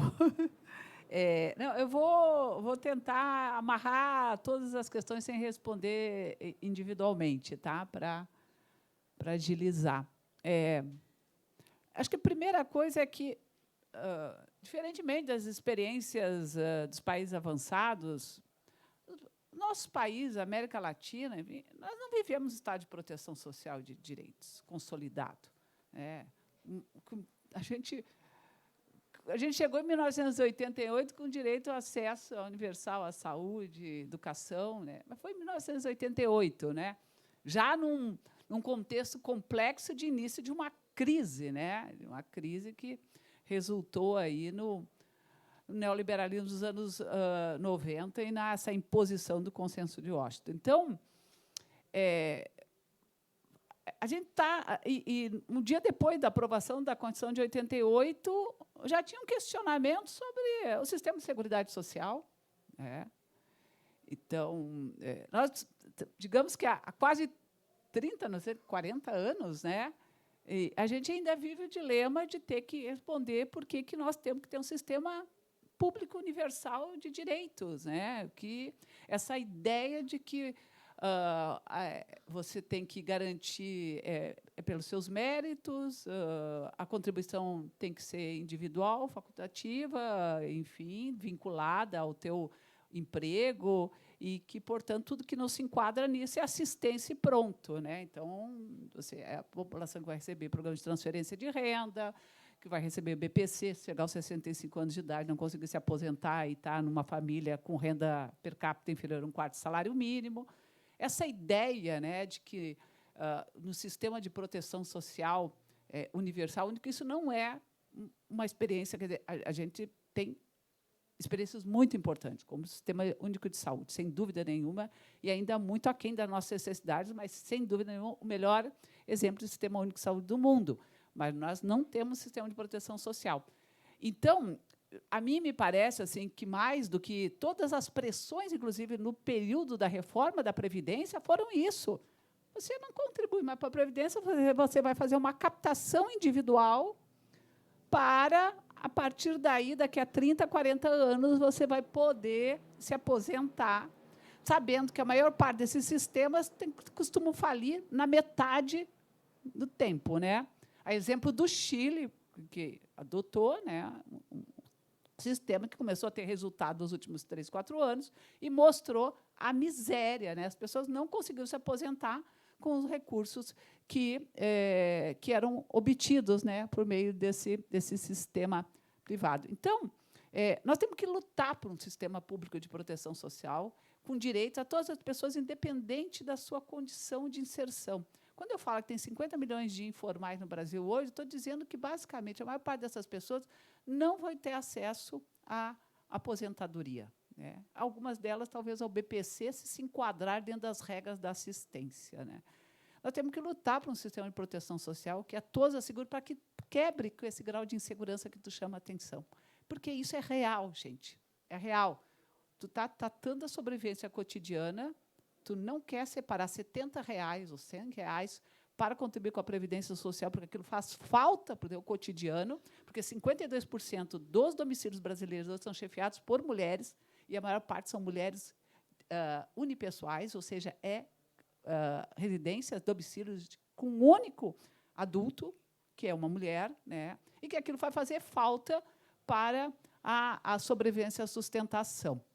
Então, eu tenho que pensar um sistema de proteção social. Agora, para pensar um sistema de proteção social que altere essa lógica de hoje, que só tem acesso quem contribui, né, quem é seletista, ou tem contribuição facultativa, ou MEI, ou PJ, mas que contribui individualmente. PJ tem que contribuir individualmente, não basta só contribuir pela empresa, se não contribuir individualmente, também não tem acesso.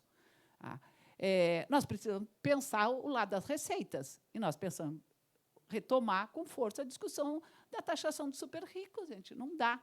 Não dá. Esse processo, essa distorção que é o sistema tributário brasileiro é indigno e ele não é sustentável.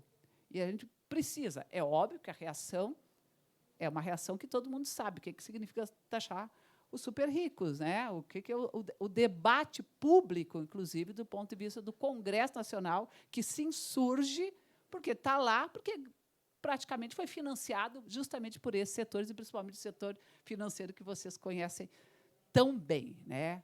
Então, Estado é condensação material de força, dizia o Poulantzas.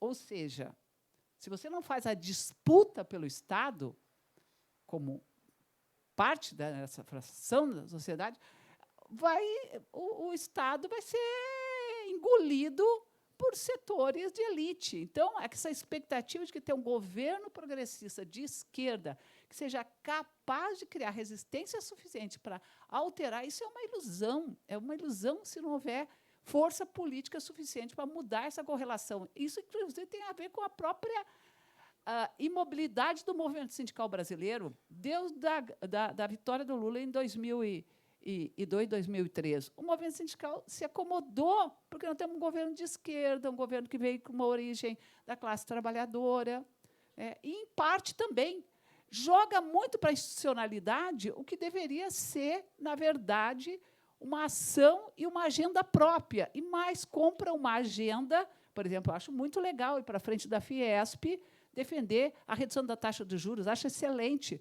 Bom, mas isso é uma parte da agenda política. A agenda política e sindical no Brasil hoje é valorizar o salário mínimo, é gerar emprego, é reduzir jornada de trabalho, é lutar pelo fim da escala 6x1, e o movimento sindical resistiu, inclusive, a assumir, no plebiscito popular, o fim da escala 6x1 por ciúme. Por ciúme. Porque a agenda era proposta pela Érica Hilton. Então, assim, e o movimento sindical, durante 40 anos, claro que discutiu todo o tempo a redução da jornada de trabalho, não tem dúvida nenhuma, essa agenda nunca ficou fora do movimento sindical. Agora, quem protagonizou, quem mobilizou, quem colocou isso na ordem do dia foi o debate do fim da escala 6x1. Então, perceber essas mudanças que ocorrem no âmbito da sociedade é fundamental. E o movimento sindical, e eu posso falar isso com muita categoria, porque eu acompanho, eu ajudo a construir, tem que perceber, porque tem um movimento na sociedade que a gente precisa perceber, principalmente na parte da juventude. Gente, ano passado foram 7 milhões de pessoas no Brasil, no emprego formal, que pediram demissão. Emprego formal, com carteira assinada. 7 milhões pediram demissão. Qual é a motivação? Pressão patronal, não reconhecimento, assédio. O mundo do trabalho, do ponto de vista do que a gente... Quem viveu o mundo do trabalho dos anos 70, dos anos 80, parte dos anos 90, o mundo do trabalho nos últimos 20, 30 anos alterou significativamente as condições de trabalho, as pressões, o assédio, a sobrecarga, todo tipo de situação em que as pessoas... O problema não é uma negação aos direitos e à CLT ou trabalho subordinado, é uma recusa a uma condição de trabalho que se deteriorou enormemente, que o movimento sindical se distanciou dessa realidade porque perdeu a capacidade de inserção e de presença no local de trabalho. Parte se burocratizou, parte se descolou da realidade concreta com qual a maioria da classe trabalhadora vive hoje cotidianamente, homens e mulheres.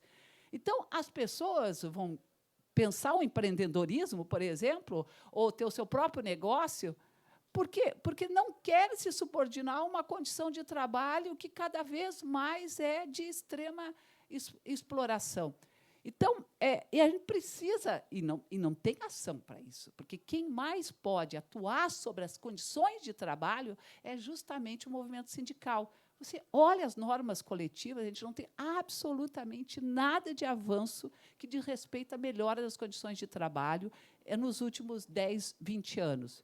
Então, assim, esses 7 milhões de pessoas estão buscando condições, querem trabalhar menos, querem condições menos exaustivas, não querem só reduzir a jornada de trabalho, querem trabalhar menos dias da semana.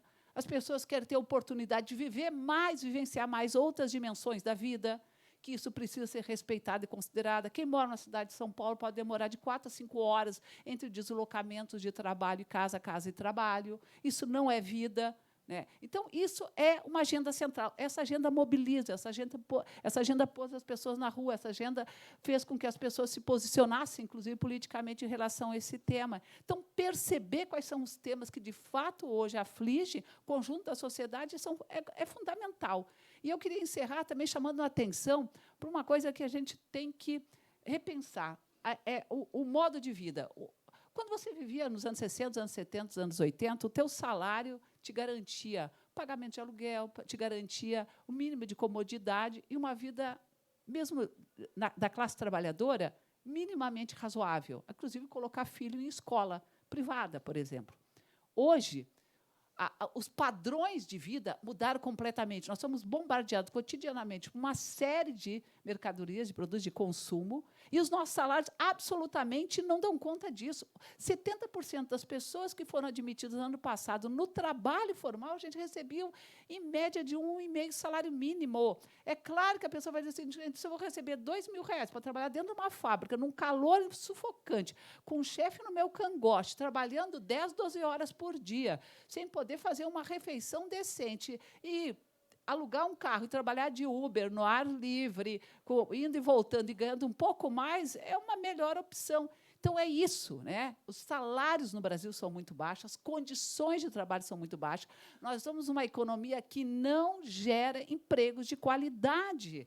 Então, essas coisas precisam ser repensadas, porque é um conjunto de coisas. Por isso que as respostas não são simples, né? Porque elas estão em tantas as dimensões, são tantas as mudanças que precisam ser feitas, que, de fato, a gente precisa de muito mais força, esforço político, organizativo da sociedade para poder dar conta disso tudo. Né? Bom, obrigada. Desculpe, Fernanda. Não, foi nada. Olha só, pessoal, nós ganhamos ainda... Temos 10 minutinhos, tá bom? Então, eu pediria que vocês... só uma coisa para lembrar vocês. Vocês sabem que hoje em dia está na moda xingar na escola, as crianças não xingam mais seu filho da puta, seu... Entendeu? Não, seu pai é CLT. Então, realmente, é um negócio que a gente mexe com várias camadas, né? Vamos lá, companheiro. Boa tarde, meu nome é Carlos Augusto, sou cientista político, fiz o meu mestrado também em Ciências Sociais e Humanas, e eu estudei o trabalho no tráfico de drogas, a exploração do trabalho no tráfico. Né? Então, como o crime organizado também se apropriou desse modelo neoliberal para explorar os trabalhadores, né, olhando como trabalhadores, que estão ali, que entram muitas vezes com a ideia de ficar rico, de ganhar dinheiro, mas que quem ganha dinheiro é uma pequena parcela de que está envolvido nesse sistema.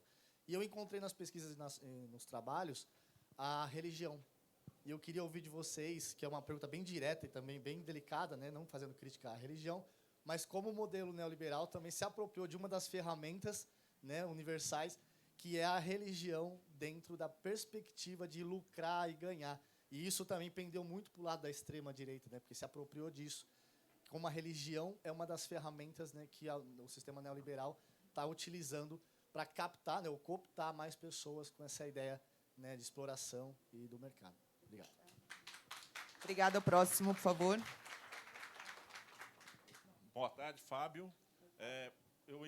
Vou complementar um pouquinho o que o colega falou. Eu vejo que nós falamos difícil. Essa é a impressão que eu tenho. Cobori conseguiu trazer, de alguma forma, simplificar essa conversa para que todos estejam aí. Então, o que o colega falou, a religião fala fácil, a direita fala fácil, e todo mundo escuta o que quer com essas pessoas. E aquilo que não interessa, não tem problema. Tá? Então, eu acredito que a gente, nessa luta que a gente está, de melhorar a vida de todos, nós precisamos falar mais fácil.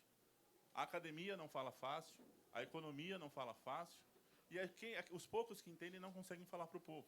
E aí eu queria fazer uma sugestão para essa mesa, criar uma nova liderança, se expor politicamente, porque eu escuto todo mundo, aqueles que eu escuto na internet, não, eu não quero ser político. Não, eu não quero ser político. Vamos ser políticos, por favor, gente, vocês estão fazendo política. Tá? Obrigada. Obrigado, é isso. Valeu. Próximo.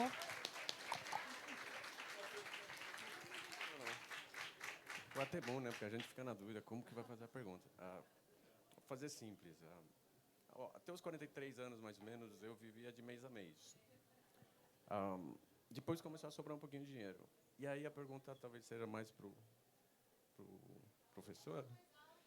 Opa! Alô! Opa! Não, ficou bom. É uma pergunta do que fazer, que é uma coisa que acho que aparece em todas as mesas. Eu tinha comentado que até os 43, mais ou menos, eu vivia naquela coisa de boleto a boleto por mês, né? Depois, quando começa a sobrar, para onde a gente leva isso? Como que a gente investe? Pensar numa aposentadoria e tal, porque tecnicamente você já está pagando, mas, enfim. Primeira coisa que o banco vem, a aposentadoria privada para você, que é uma merda, né? Normalmente, a não ser que você fique muito esperto com as letrinhas pequenas. Aí tem a Selic, que é conservador, que a gente fica puto, que está alto, mas quem tem um pouco de dinheiro lá fica puto, eu não consigo nem ficar puto porque eu estou ganhando pouco. Mas o país não anda. E aí, onde eu levo? Fundo de investimento, eu vou participar da exploração dos financeiros de imóvel, a coisa do agro com umas letras, né, que chama LCA, e tem um monte de salada de sopinha de letra. E eu falo, eu quero dinheiro para a esquerda, eu quero dinheiro para o socialismo, eu quero, não sei, o ESG tentou mentir para a gente que isso era um caminho. Tem alguma coisa que a gente consegue fazer de a gente ajudar a esquerda, compra a esquerda ajuda a esquerda, um banco mais à esquerda, um barco mais socialista, ou a gente não tem opção, e nosso trabalho é sempre esse? Vamos ver. O próximo. Obrigada. Bom dia, pessoal. Tá, dá para escutar, né? Eu sou professor daqui da Rede Pública de São Paulo, e esses dias eu andei mediando realmente esse papo de CLT. Eles começaram a debater, vai ser CLT, não sei o quê. E quando eu comecei a mediar o debate, eu percebi que, na verdade, não, eles são bem revolucionáriozinhos, cara. Se a gente conseguir dialogar direitinho, a gente consegue trazer esses moleques. Aliás, eles são muito bons, sim. Assim, eles têm ideias, assim, embora eles sejam, de fato, cooptados. Mas é sobre educação mesmo. Eu lembro de um texto do Rodrigues Brandão, Carlos Rodrigues Brandão, que é da educação, né? E ele conta que o Plutarco, ao ser perguntado sobre o domínio da Espanha, o Plutarco fala assim, a gente não conseguiu dominar com balas, mas a gente conseguiu dominar com a educação. E, na maioria das vezes, a educação é usada como forma de domínio em si. Aqui, no estado de São Paulo, a gente voltou das férias e teve o planejamento. Foram 3 dias de planejamento. Primeira coisa que a direção falou no planejamento foi, vocês não precisam planejar. Pois é, 3 dias. Por quê? Porque já tem os slides tudo pronto, a gente não precisa planejar. Eu acho que o modelo paulista é talvez o melhor modelo neoliberal, assim, porque você não precisa planejar de fato. Está tudo prontinho lá, e é o domínio desses meninos. Na verdade, é a tentativa de domínio, porque a mente deles não estão plenamente dominados. Eles conseguem enxergar as coisas. Tem o mini coach lá, né? O mini coach é brabo, cara. Já enfrentei alguns e complicado mesmo. Mas, enfim, a pergunta é, qual a educação, né? Onde a gente... Que tipo de... Em que lugar... O Mesaros também é muito interessante, porque quando o Movimento Sem Terra meio que patrocina o Mesaros para fazer reflexão sobre educação, ele não vai na escola, na educação institucional, né? Ele vai na educação na MST, ele vai na educação mais popular em si. Mas o que eu vejo, e aí vem a outra pergunta, é que o neoliberalismo ele tem dominado tudo, assim, sem exceção. É necessário esse domínio, porque eu sinto que há uma crise. Quanto mais a gente precisa se cercar de todos os lados, é porque mais a gente percebe a crise. E, atualmente, eu vejo uma crise muito forte do neoliberal, do modelo neoliberal, né? Então, esse é o nosso momento, talvez? Essa é a segunda pergunta. Valeu, obrigada. Nosso último, daí eu vou passar aqui para os nossos convidados. Obrigado. Oi? Você também está inscrita? Tá. Em nenhum lugar. Sim. Olá, obrigado pela oportunidade. Vou trazer um pouco da festa literária para o debate. Ontem, nesse mesmo horário, eu estava lançando uma plaquete que chama Vamos Dinamitar a Ilha de Manhattan, aqui nesse mesmo jardim maravilhoso. Eu também fiz graduação e mestrado na FGV, né? E trabalhei no mercado financeiro durante 6 anos, trabalhei na Faria Lima. E essa experiência me fez escrever um romance que se chama O Massacre da Faria Lima, né? E aí a minha pergunta é trazer como que a gente vai fazer para a arte, especificamente para a literatura, conseguir ganhar terreno, ganhar tração frente a esse canhão ideológico que é que o neoliberalismo controla, né? Que vai tratorando direitos sociais e, principalmente, a subjetividade dos indivíduos, né? E que, inclusive, eu trabalho que eles vão tratorando e passando por cima da própria linguagem, né? Planificando a própria linguagem, retirando significado das palavras, né? Que eu trabalho lá na poesia e depois no romance, palavras como revolta, né? Palavras como greve, conceitos que os trabalhadores foram lutando ao longo das décadas e que hoje praticamente perderam sentido, né? Foram dissolvidos nesse senso comum, né? Como fazer frente a esse canhão ideológico que o neoliberalismo conduz. Muito obrigado. Obrigada. A última, por favor. Tá ligada? Oi, boa tarde. Desculpa aqui entrar depois, mas é só uma pergunta rápida para Marilane, não é isso? Que eu vi que ninguém falou muito sobre isso, sobre o destaque realmente dos direitos das mulheres, que eu escutei você falando que, na verdade, a gente tem força política nessa questão, mas o que eu vejo, o que eu tenho visto com o avanço do neoliberalismo e essa individualização e precarização do trabalho, é que, na verdade, ninguém mais fala. Antigamente se falava muito da licença parental, né? E, hoje em dia, a gente não tem nem a licença maternidade, porque a maior parte da população feminina está precarizada. Então, eu gostaria que você falasse um pouco mais desse retrocesso, na verdade, dos direitos das mulheres. Obrigada. Gente, foi um prazer estar aqui com vocês. Eu vou passar, então, para que a Débora, o Cobori e a Marilane façam seus apontamentos finais, e já fica de despedida também. Muito obrigada por estarmos aqui nessa batalha. Eu recomendo a vocês que busquem a literatura. A literatura é a resposta da literatura. Nós temos várias aqui, todo mundo aqui é autor de alguma coisa, produziu algo, temos muitos livros disponíveis. Eu acho que o livro da Marilane está online para quem quiser aprofundar, para baixar, sim, e ela vai autografar alguns aqui ao final, tá bom? Então, Débora, os apontamentos e a finalização. Vou tentar ser bem breve e passar por algumas perguntas, vou deixar uma para o Cobori especificamente. Mas existe, sim, essa preocupação, e eu sinto muito, porque eu dou aula de finanças, então eu sinto muito essa preocupação das pessoas, que é justamente isso. Eu vou colocar meu dinheiro numa LCA. Agro. Mas para que agro está indo? O que eu estou financiando com isso? Botei o dinheiro num fundo. Tem arma nesse fundo? Tem alguma empresa de arma ali? Eu estou financiando isso, eu não sei. Então, existe muito essa preocupação. É uma preocupação super pertinente, principalmente no modelo que a gente tem hoje. E aí eu vou deixar o resto para o Cobori responder. Acho que ele vai poder falar até melhor dessa coisa, dessa construção diferente aí de mercado financeiro. Em relação à religião, que surgiu a pergunta, e já juntando com as escolas, hoje a gente tem toda uma questão daquela teoria da prosperidade, que está impregnada na religião. As pessoas não vão buscar a igreja para se religar a nada, elas vão buscar a igreja normalmente para enriquecer também.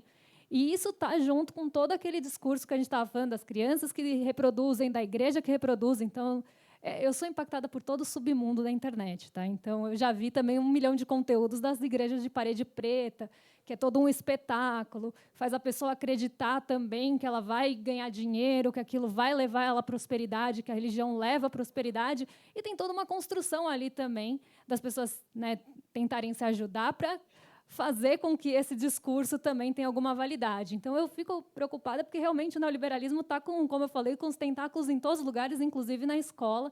Quando eu estava estudando História, a grande discussão era justamente na parte da licenciatura, na parte da educação, como é que a gente debate, como é que a gente vai contra toda essa construção de currículo que tem hoje, que coloca lá o plano de vida, coloca o próprio empreendedorismo, como é que o professor, sei lá, de história vai falar de plano de vida, como é que a gente também, dentro desse currículo, a gente consegue achar alguma rachadura ali para trazer pensamento crítico, né? Esse é um papel importante do professor, até porque hoje, como o nosso colega falou, tudo acaba vindo pronto, apostilado, enfim, cada vez menos pensamento. E eu acho que isso é justamente essa tentativa do neoliberalismo se perpetuar. Porque, de fato, teve um fracasso. As pessoas, até teve uma pessoa que falou, na minha vez, lá o aluguel está caro, o dinheiro não dá. Fracassou, o modelo fracassou. Não, ele prometeu tudo e não entregou nada. Ele acabou fazendo promessas que ele não conseguiu cumprir. Elas não eram ali as promessas de que teria, né, essa prosperidade, que teria riqueza, elas não foram cumpridas. E hoje as pessoas estão percebendo isso, que teve o fracasso e muitas delas estão indo, inclusive, para essa extrema-direita por conta desse fracasso. Então, elas sentem que aquele modelo fracassou e elas estão buscando qualquer alternativa que seja, qualquer tábua de salvação. E aí acabam caindo em discursos muito fáceis e muito palatáveis.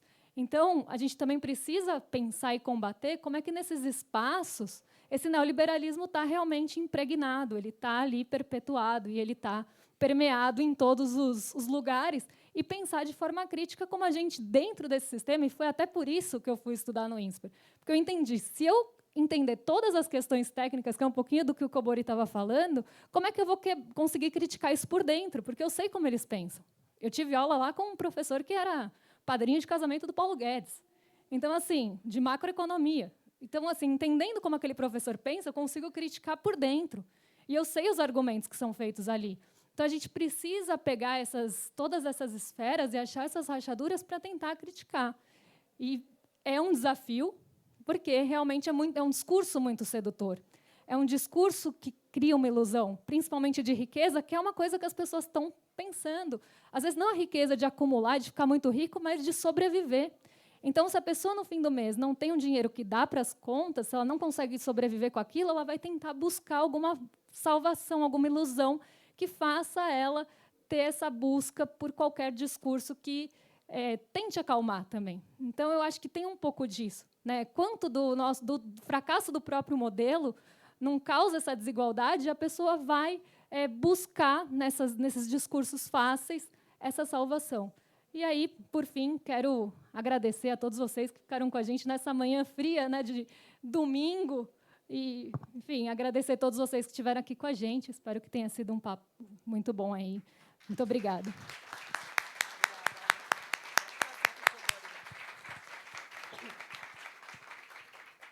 Bom, para ser breve, eu vou passar rapidamente em cada assunto, só tentando complementar, não ser repetitivo com o que a Débora falou. Eu acho que a religião ela tem todos esses apelos, né, que a Débora passou aqui, mas eu queria só fazer algumas reflexões que eu tenho feito mais filosoficamente, né?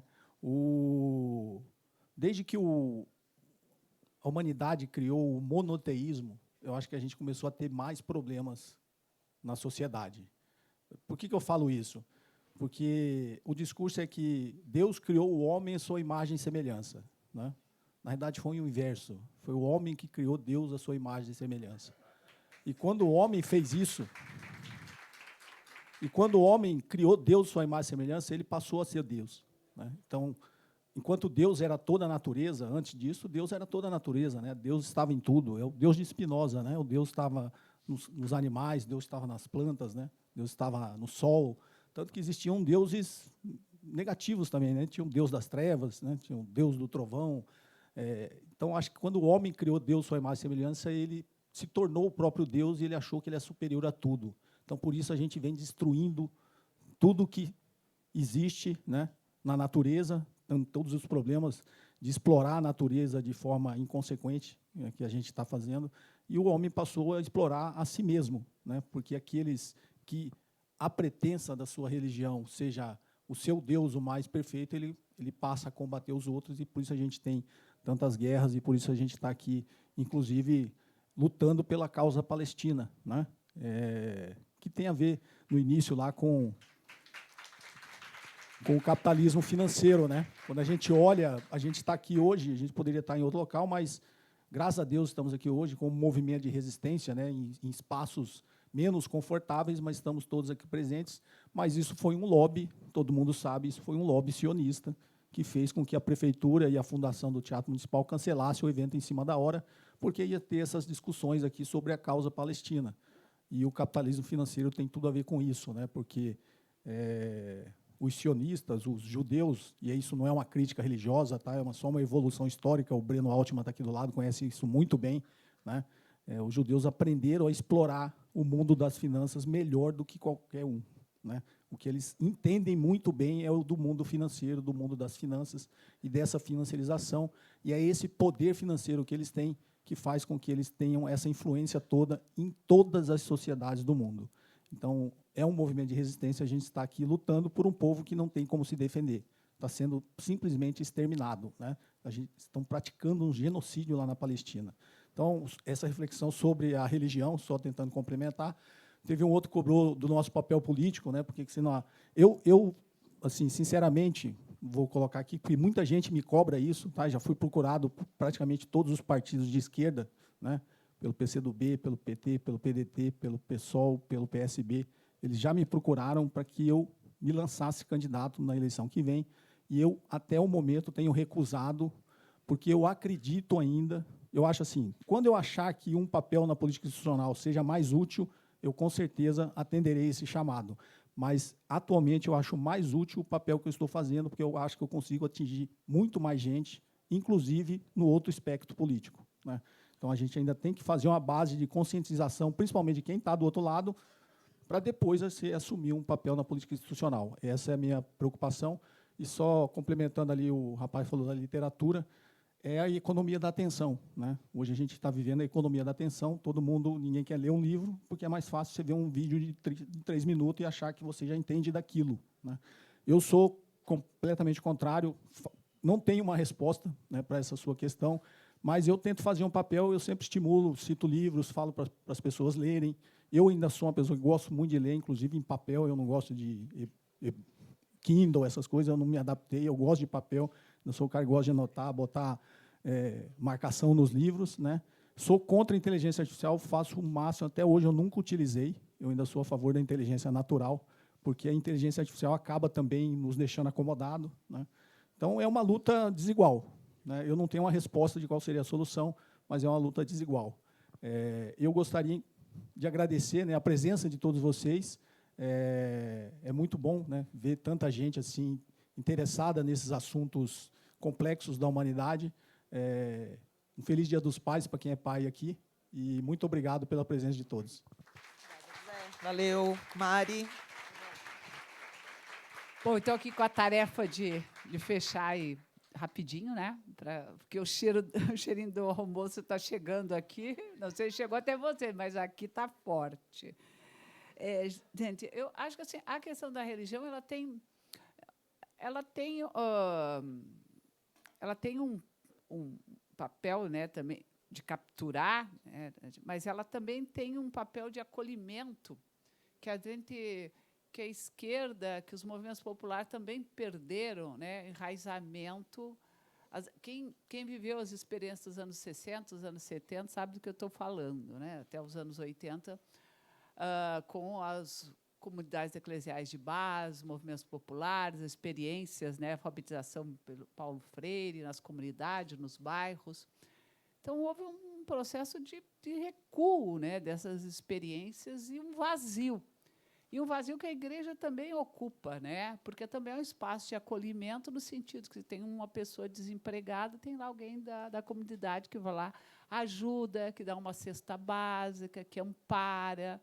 E que a gente perdeu, né? Porque a gente projeta um discurso bonito, de esquerda, político, politizado, mas esquece que também as relações são construídas com laços de solidariedade, né? De afeto, de empatia com o outro. Então, eu não sou uma especialista nessa área da religião, acho que tem gente muito capacitada para isso, está se estudando muito sobre isso, mas eu traria essa dimensão também, que eu acho que ela é importante, além de outras. Eu acho que a liderança, eu até queria ter comentado isso na fala anterior, Eu acho que a liderança se constrói a partir dos momentos históricos.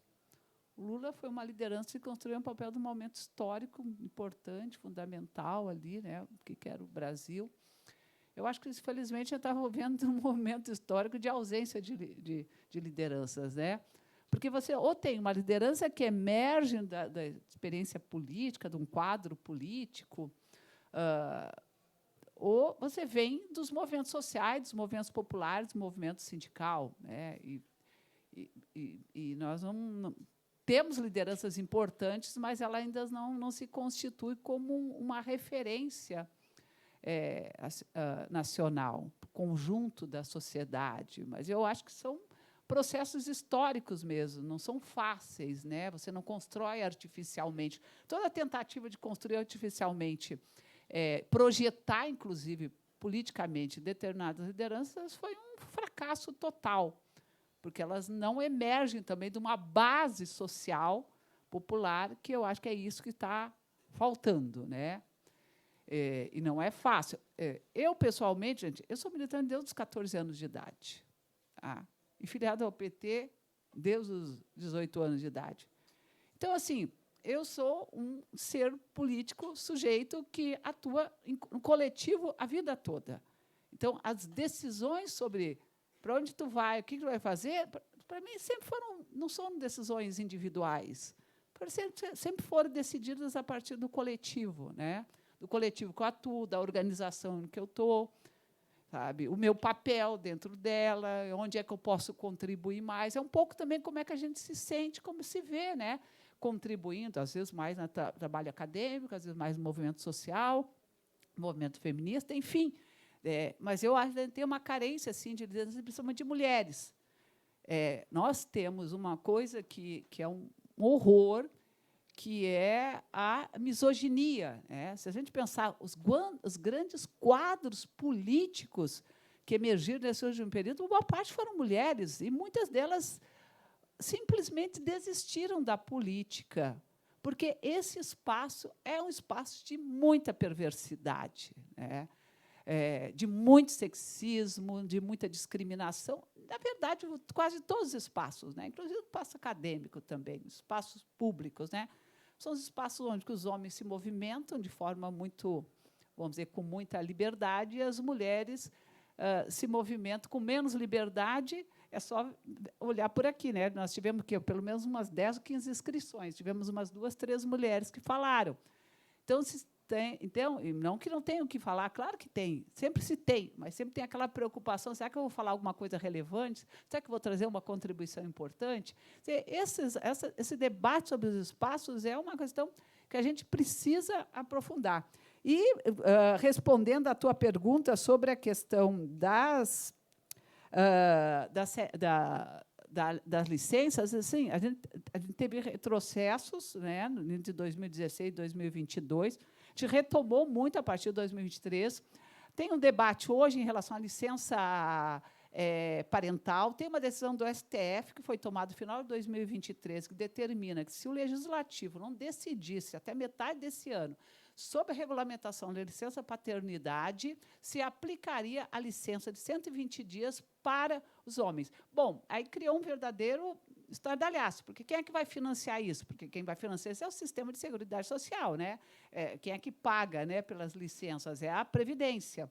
Então, o debate está no Congresso agora, está se alinhando, provavelmente deve ser nas próximas semanas, uma licença paternidade. Agora, historicamente, nós tivemos sempre muita dificuldade em lidar com o debate da licença paternidade, com o conjunto do movimento, principalmente do movimento de mulheres, porque as mulheres dizem o seguinte: olha, não queremos garantir licença paternidade para os homens usufruir da licença paternidade que não seja responsabilidade pela criança, porque é isso que as mulheres se queixavam. As conferências de mulheres, por exemplo, dos anos 2000, o movimento feminista foi derrotado pelos movimentos sociais, porque as mulheres falaram o seguinte: não, ele só vai querer ter licença para ir beber cachaça no boteco. Quer dizer, essa também é a questão cultural. a gente está mudando isso. Os jovens hoje têm muito mais responsabilidade, não tem dúvida nenhuma. Então, tem que ser uma coisa conjunta, né? Você vai alterando a legislação, mas também tem que mudar os comportamentos culturais, e esses são essenciais. Bom, eu queria, então, encerrar agradecendo a mesa, agradecendo a oportunidade de ter compartilhado com vocês três aqui, e com vocês todos. Para mim foi uma honra e uma alegria, porque eu praticamente não conheço ninguém aqui, poucas pessoas eu conheço, então significa que a gente está chegando em outros lugares com os quais a gente não estava acostumado, né? A gente está fazendo muita coisa, a gente está fazendo muita coisa. Ontem mesmo estava na PUC dando uma aula lá naquele curso de realidade brasileira, olhando sobre formação econômica. Lá também tinha um grupo de quase 100 pessoas, e eu praticamente não conhecia ninguém, e fiquei maravilhada, porque todo mundo era dos movimentos sociais, dos movimentos populares. Nós estamos criando muita coisa, estamos retomando muita coisa importante na sociedade, do ponto de vista da educação, dos movimentos populares, dos movimentos sociais, do movimento feminista, e também do movimento sindical. O movimento sindical está refazendo uma autocrítica, gente, isso é muito importante. Está refazendo sua autocrítica, está retomando outras formas de organização, mais enraizadas no movimento social, no movimento popular. Então, a gente está fazendo coisa. O resultado disso talvez só venha a médio e longo prazo, mas nós estamos resistindo, nós estamos fazendo coisa. Então, eu acho que o cenário é difícil, é crítico, mas eu acho que tem uma perspectiva de futuro aí, é nisso que a gente tem que se agarrar, é nessa utopia. Obrigada, muito obrigada por todos vocês e pela oportunidade. Obrigada, gente. Encerramos aqui, então.